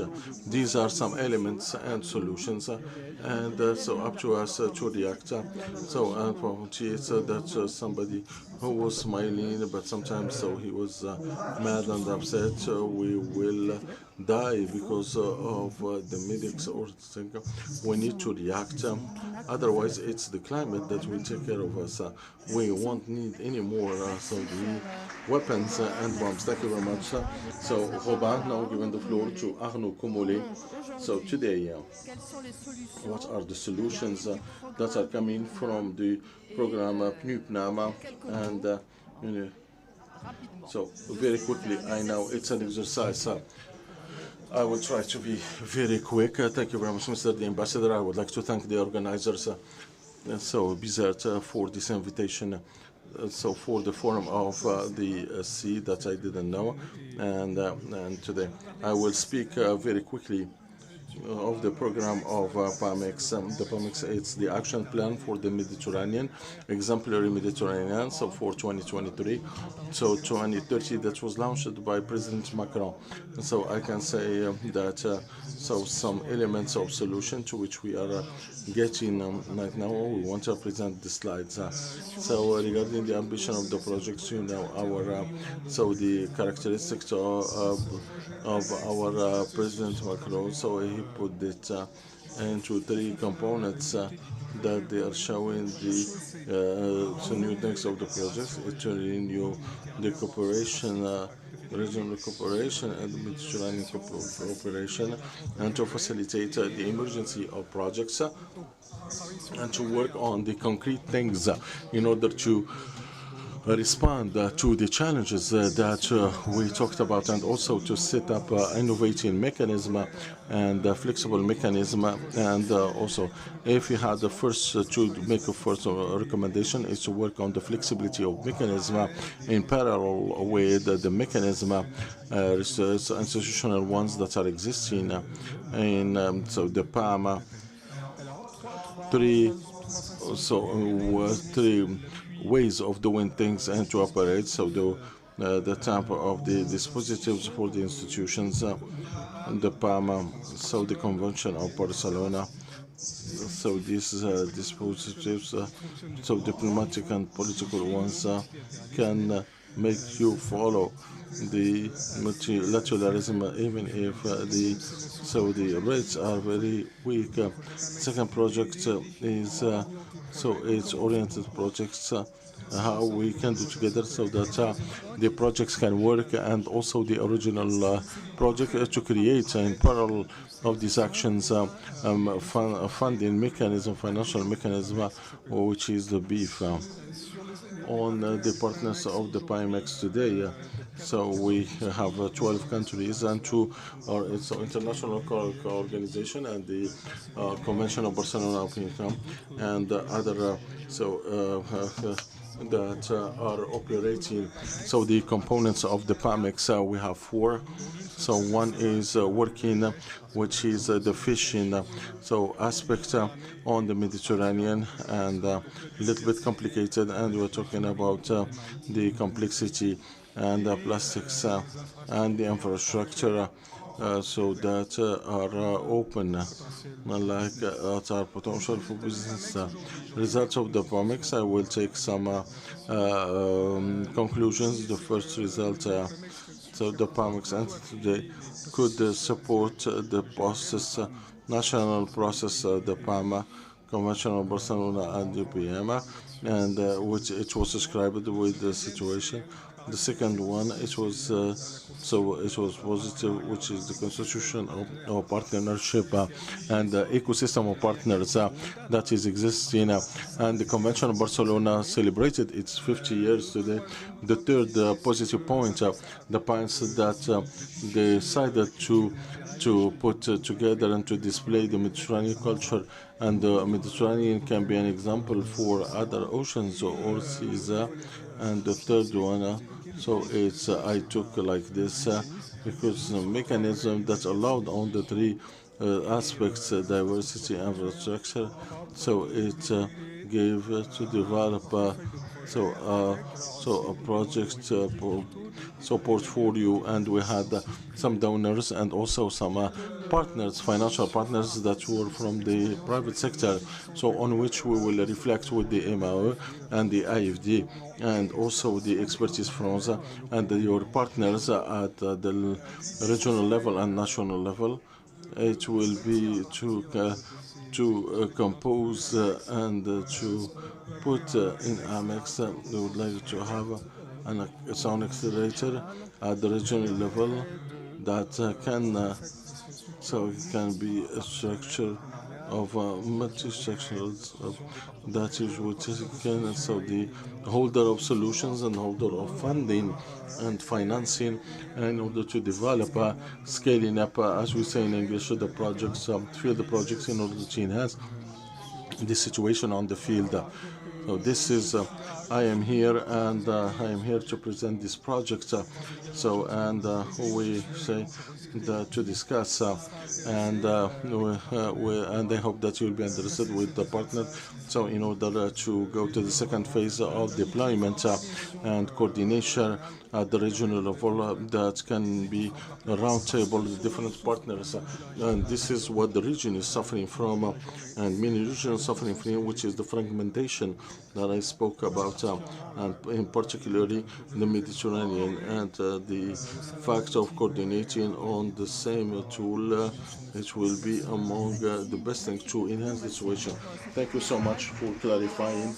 And I'm giving the floor to Mr. Meher Mahjoub that will speak about the actions of the USAN on the Mediterranean region, how we protect the biodiversity. Thank you so much. Good morning, everyone. So first of all, I would like to thank Karima and the Blue Season and Blue Mission Med and all the entities that made this event possible. I'm very glad to be among you for the second time and for this edition. I'm very glad to see that initiative will sustain in the future, and I hope I wish you a good continuation, and we need this kind of initiatives that can reinforce and maintain this regional and territorial dynamics. So in order to answer your question, Karima, Luciana, so as you know, it's a platform which is in which we have 1,400 members. So we have organization and also association, which is non-governmental partners, and through these people, so we make strategy. So regarding the nature, we put it in 3 pillars: the Secretariat of the USAN with its regional offices, and which is constituting the Secretariat of the USAN. So we have the pillar of the member, and the committee. So we have 7 coalitions that are covering aspects that is the relationship with the conservation of nature. So through these 3 pillars, we develop what we call the Lucian program, that is on 4 years, and we will start another program 2026-2029 that will be adopted during the next Congress, and also so for us, we intervene in the aspect, we try to influence and help the Mediterranean cities to integrate the biodiversity and the conservation in their strategy, and to incorporate at the higher level the decision maker, the conservation of the biodiversity and the conservation of nature in general. It's not a question of a privilege, but of luxury, but we are working in advance so that this aspect can be integrated in the public policies. Secondly, we try to reinforce the scientific know-how through the contribution of the committees, like the species, and also the issues of the ecosystem, and the list towards what to protect. So this is the scientific. So we try to enhance the situation and to pay the status of the ecosystem, and we do this through the projects that we are doing with the government, and the ministries of environment are our vis-a-vis in our countries, and through which we try to develop projects of conservation. And so for Tunisia, for example, we have projects that have to support the creation and management of the protected areas, like the support to civil society so in order to have more capacity to implement, and also we work on everything that has to deal with the conservation on the species. So for the USFN, so the solutions based on nature, it's the standardized solution that was validated and approved some years ago, but we have some difficulties to implement. So this is a call that we can create more opportunities in order to implement so this concept, which is so the future of the conservation. So that's to put because all the projects, so they are limited in time and space, and so that they can find an impact on the field and contribute to mitigate the effects of the climate change. So the last word for the contract, I hope that can stay with us for the can be with us so during so in this so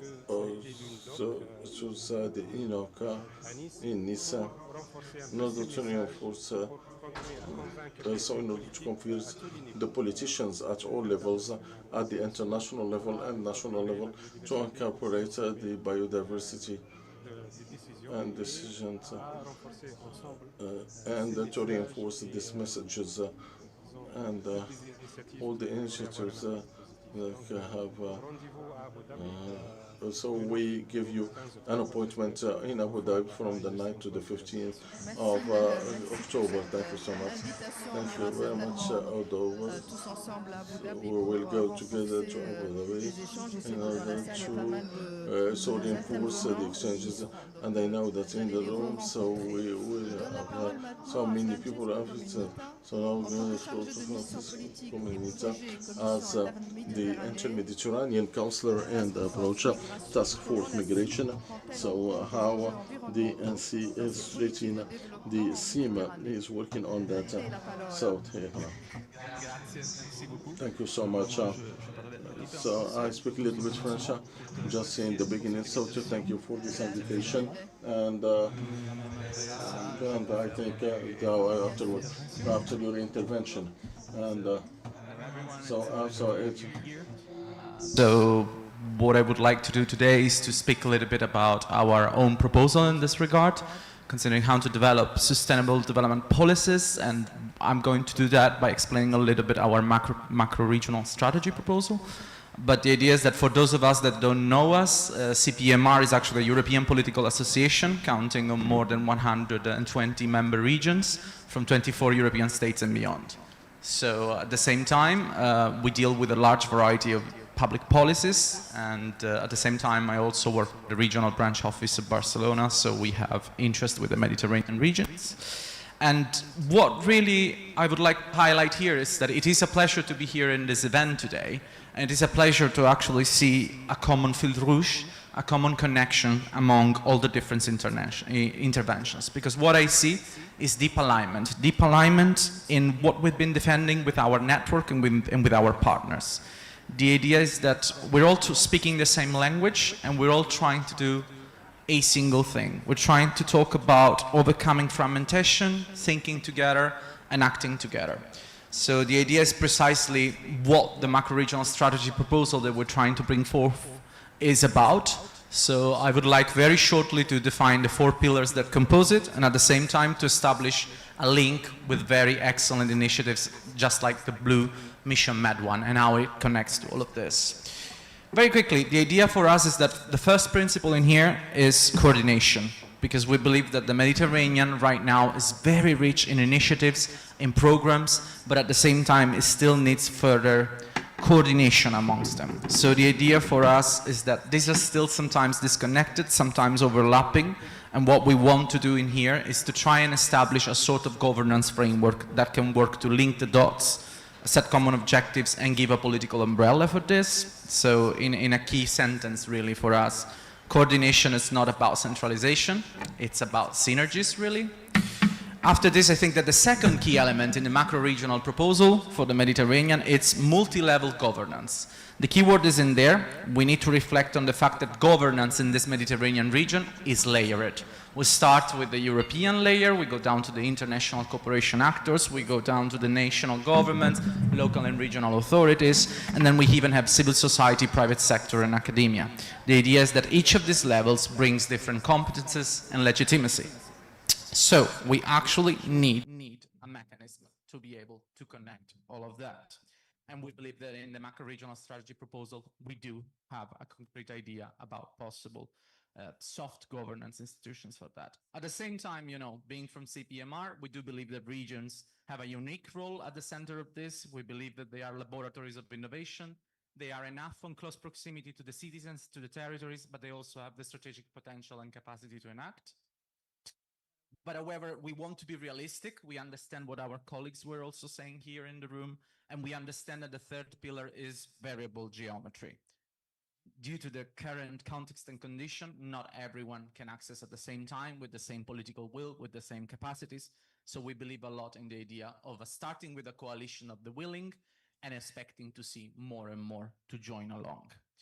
Finally, I think that the fourth pillar is capitalization. We do not want to establish yet another fund, yet another initiative at the macro level or financial level. We want to work and capitalize on the many, many things of the great and excellent work that many have been doing already in the Mediterranean. I'll start with the idea of the existing WestMed initiative. I'll continue with the work of another macro-regional strategy already happening, USAIR. And after that, I'll also go down and talk about the many European territorial cooperation programs that there are in the Mediterranean. There are also other EU funding opportunities, for example, being presented by Ms. Elisabetta Balzi, talking about the Mediterranean initiatives of the Commission. So the idea in here that we must not also forget to keep collaborating with the Union for the Mediterranean or other initiatives such as UNEP-MAP. So basically, what's the link with all of this and Blue Mission Med, and why was CPMR a very strong and active partner in this project? Because we considered really that with Blue Mission Med and with the mission, we were able to actually have the right focus on the joint governance, on the right degree on needs for joint policy and priorities alignment, and the idea of the upscaling of the solutions. So for us, Blue Mission Med, the mission was actually a very, very relevant way, a very, very inspired way. And we would like to also keep collaborating with that and develop other activities such as the open implementation roadmap and, you know, the signing of the mission charter. So, you know, just to conclude, really, this is our idea for it. The macro-regional strategy, that it's not an abstract concept, it's actually there as a driver of alignment, change, and mobilization. And the idea for us is that we think we have many challenges in the Mediterranean context, but there is also opportunities for new frameworks that are coming, Mediterranean Pact, Ocean Pact, and we strongly believe we should be reinforcing even more the governance structure in there. So thank you very much. Merci beaucoup.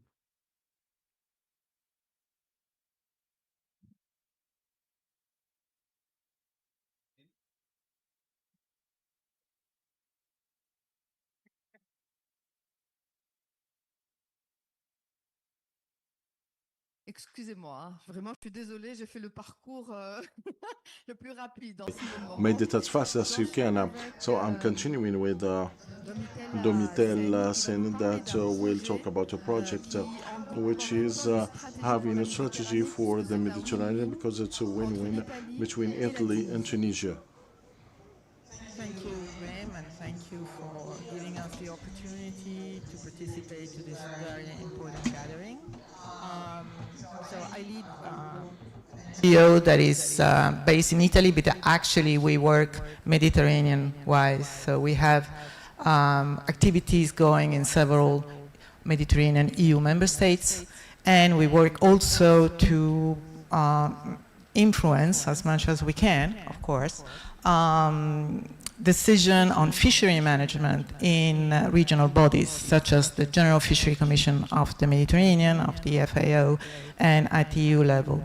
So we have decided, being a small organization, to be very focused, and we selected fisheries as our main topic, the impact of fisheries on the marine environment, and particularly on the Mediterranean. And why the Mediterranean? Because I work before as part of a large coalition of NGOs on the reform of the common fishery policy back in 2019 it was. And during that process, we, with other colleagues from the Mediterranean, we understood that basically the Mediterranean was the neglected child of the EU in terms of fishery management. And while, you know, the effort undertaken by the European Commission to address overfishing in the Northern Europe has led to results, fish stocks were improving, in the Mediterranean was just the opposite. I just want to recall that back into the early mid-2020, in early 2020, fish stocks, European fish stocks were overfished by 90%. Now, at the regional level, that rate has improved lately, and this is because in 2017, the European Commission has decided that the Mediterranean was a priority. So fisheries, true. Fisheries is a difficult topic to address. Some speaker that had intervened before me just mentioned a bit, have touched a bit of the impact of fishery on our marine ecosystem. But I just want to remind that globally, fisheries are the main sector that extract marine life from all the ocean. And the consequences of that on the functioning and the process of marine ecosystem is still largely unknown. In the Mediterranean, this is even more evident because of the state of our marine resources. And so we are weakening the essential functioning of a regional sea that is under attack by global warming, by pollution, and by other anthropogenic impact. So we decided to focus on trying to protect some key areas from the impact of the most destructive fisheries, which is bottom trawling in the Med. And we selected several areas. We started from the Adriatic. The Adriatic was very challenging. It's the region globally that has the highest fishing effort by bottom trawler. So there is a lot of bottom trawling going there, especially by the Italians, by Croatia. And in that sub-region, we identified the area where there was a lot of fishing, but it was also very important biologically. And in 2017, we persuaded the General Fishery Commission for the Med to create the biggest marine reserves of the whole Adriatic. It's a large area in the middle of the Adriatic where bottom trawling is banned.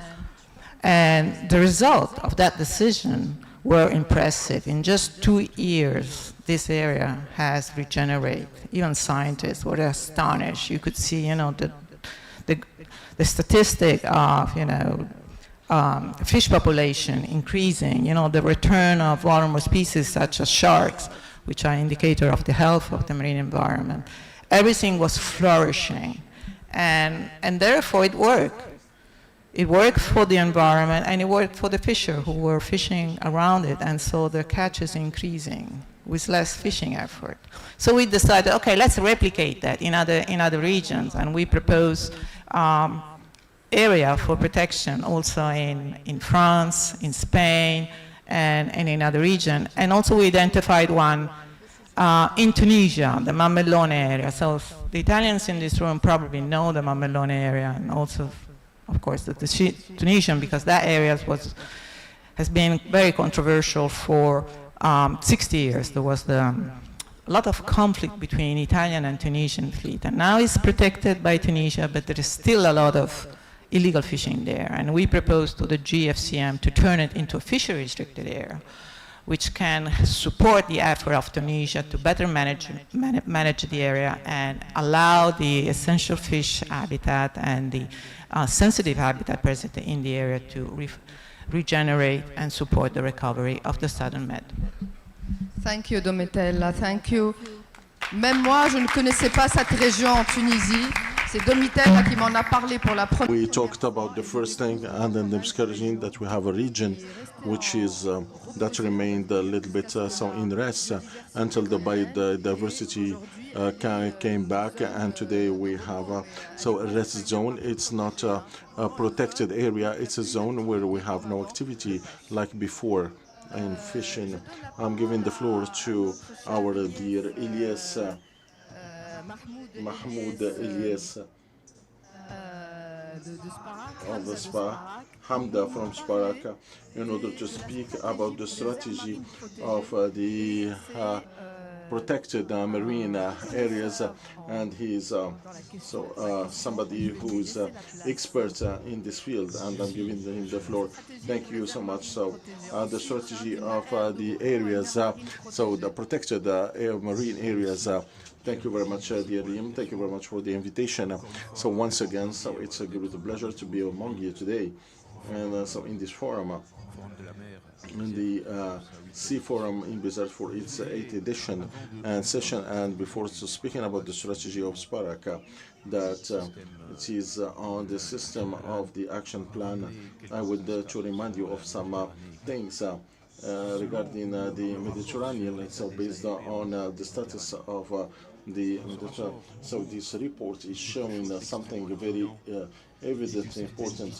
There is a disparity between the south and the north, disparity between the status and the state of these protected marine areas, and disparity in what comes to efficiency and the management of these areas, and also the available means in what comes to mechanism of management and funding and for more efficiency.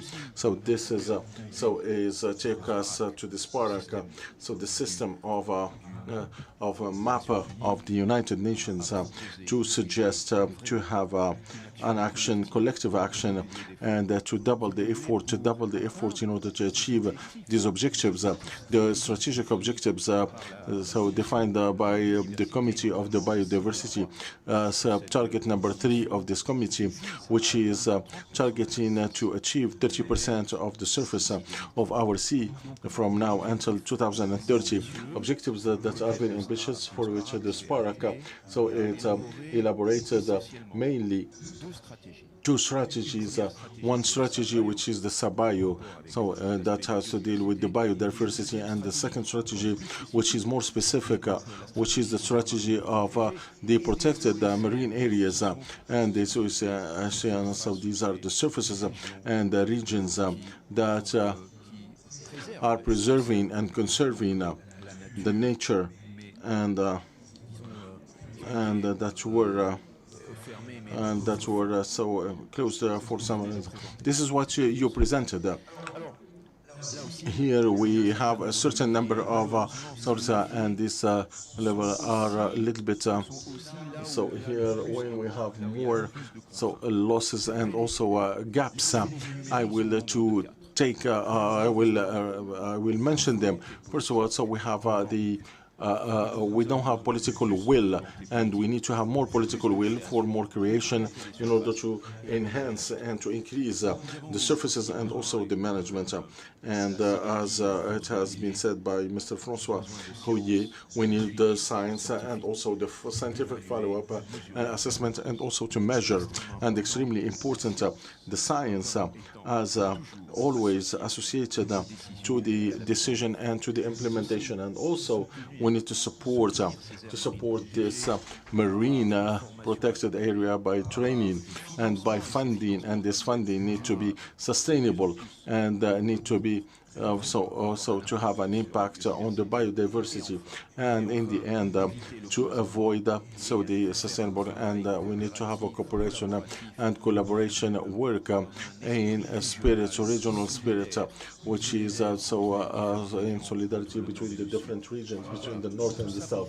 This is to tell that our ambition is to protect the Mediterranean and to conserve it, and also to conserve this patrimony, how this sea which is representing less than 1% of the sea in the planet, which is rich and also extremely fragile. And I would like to thank you for your attention.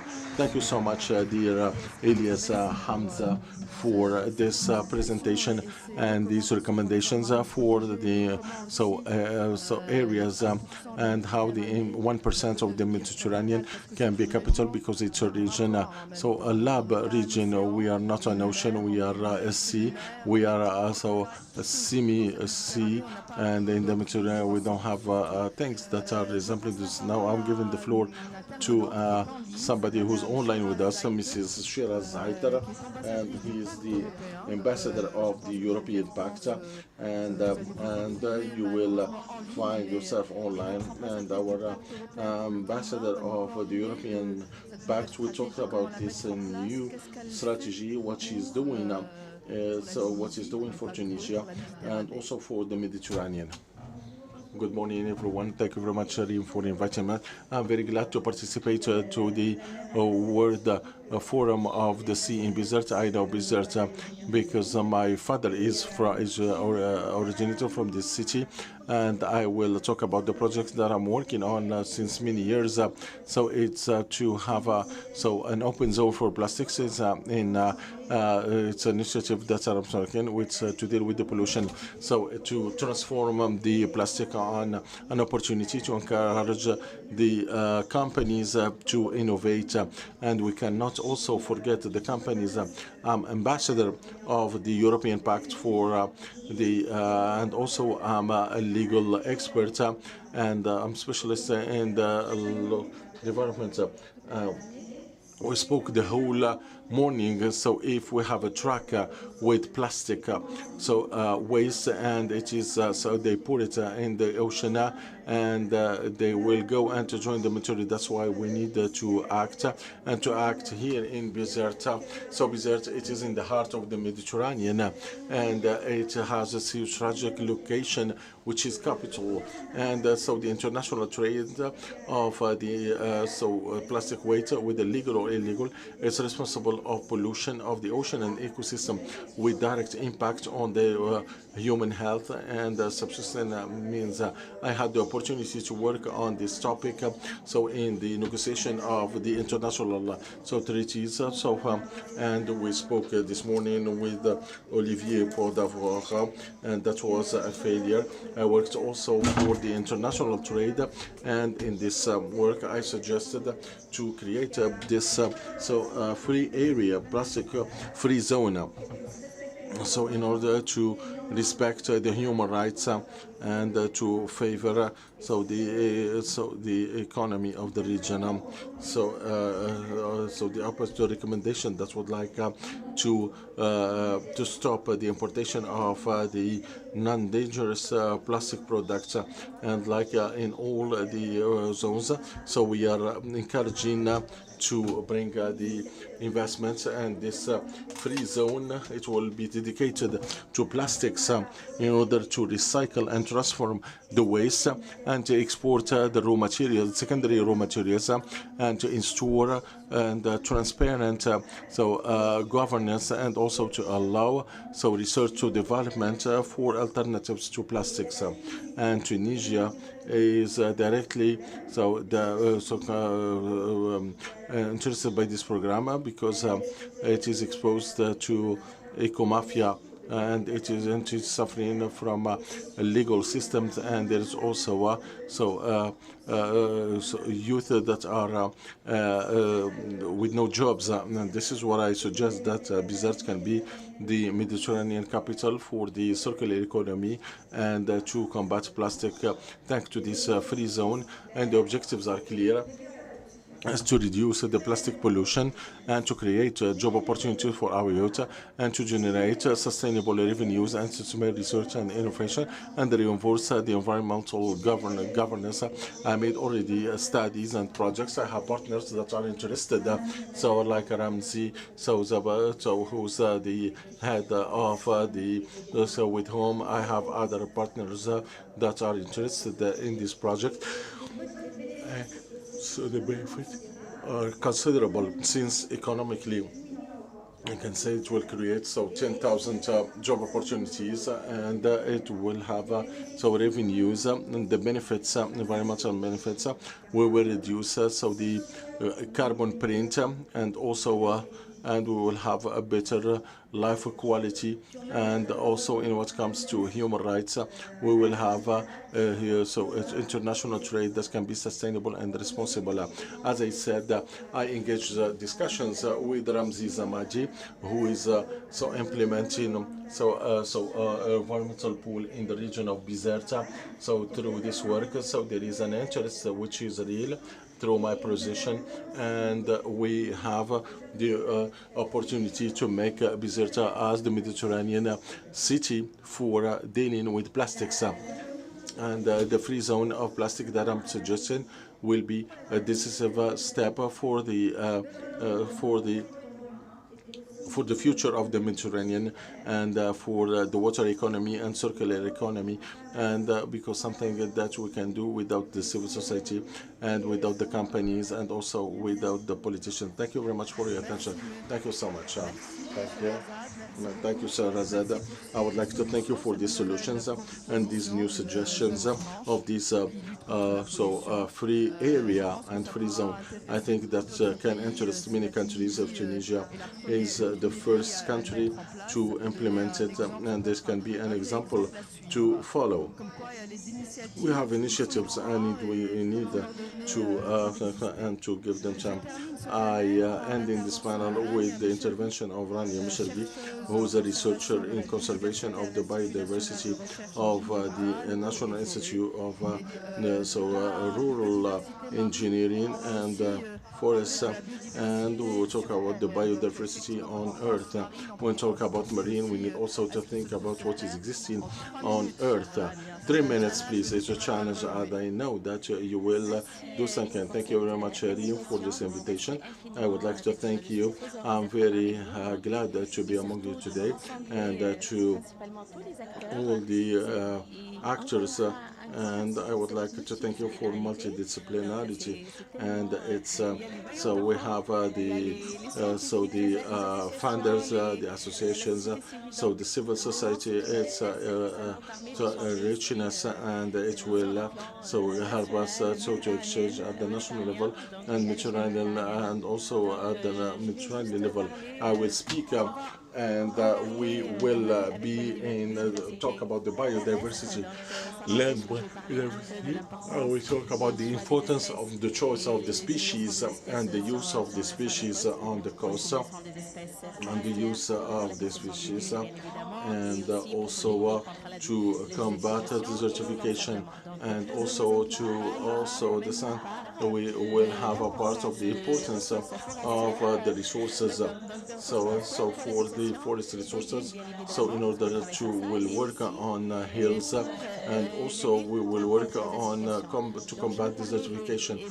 I will talk about the mission of Dina Greff, Ainier Greff, and the evaluation and the valorization of the biodiversity at the Mediterranean level, and mainly it is on the evaluation and the concept of the biodiversity, and as been mentioned by my colleague Rubin, the factor which is limiting it's it's a drought, and we are working on this all the scenarios because we have research works that need to be done so on for years in consultation with all the actors and our partners, Mediterranean actors like the RD, CIRAD, and all the structures, mainly at the Mediterranean level.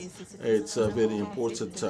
And it's something very important that this collaboration, scientific collaboration, in order to go further, because we are working mainly on the management, integrated and sustainable management of the resources, and for the management of the biodiversity, we are basing ourselves on the adaptation and of the species, natural species, and also their valorization. And this is like an alternative of adoption, and also and to combat, and also we are working on the adaptation on the practices. There is only the practice. We have also the intervention of socio-economic of the men. We need to have the good thing, and would like to go further in order to support practices and to optimize the ecological practices. We are working on the resistance on vulnerability of the ecosystems, forest ecosystems, on the protected areas and the land ones, and also the UNMCD. If I will take one example, so for the governors of Bizerte, we have the national park of Ishkal, and we will take the tide, and 3 times in this comparison. So we have the reserve of Mahibas, and we have the national park of Jebel Shitana that have ecosystem, multidisciplinary ecosystem, disciplinary, and we have the forest, and we have everything that has to deal also with the port of Sidi Mishrik. So there is just a simple zoning can be. So we have a representativeness, interesting representation, and we need to think of the sustainability and the management, and take in consideration the limiting factor, which is the drought, and we try to study these factors that will, in order to combat and to mitigate this constraint, environment and drought, and so the stress, and so these constraints. So this is mainly our actions. We have projects. I will mention the projects. So Alina Gref, we have the project funded by Horizon 2020 for the best practices in agri projects, and there is the aid by the European Union, and also for some comprehension and the valorization and optimization of ecosystems, so the National Park of Behedma. And so this is mainly what we're doing. Thank you very much, Rania, for this speech and for your pace, and she talked about everything and she summarized everything. I would like to thank all the panelists for sharing and its information and sharing the experience and recommendations. And now I'm giving you, I'm setting you free. So take time to take a breath, and we will meet. So the lunch is downstairs. We come back. So we'll take 1 hour, and we come at 2:45 p.m. for 2 panels that I made. I moved for the afternoon. Thank you so much, and we'll see you in 1 hour. Thank you. كلنا نحب البحر، أما خسارة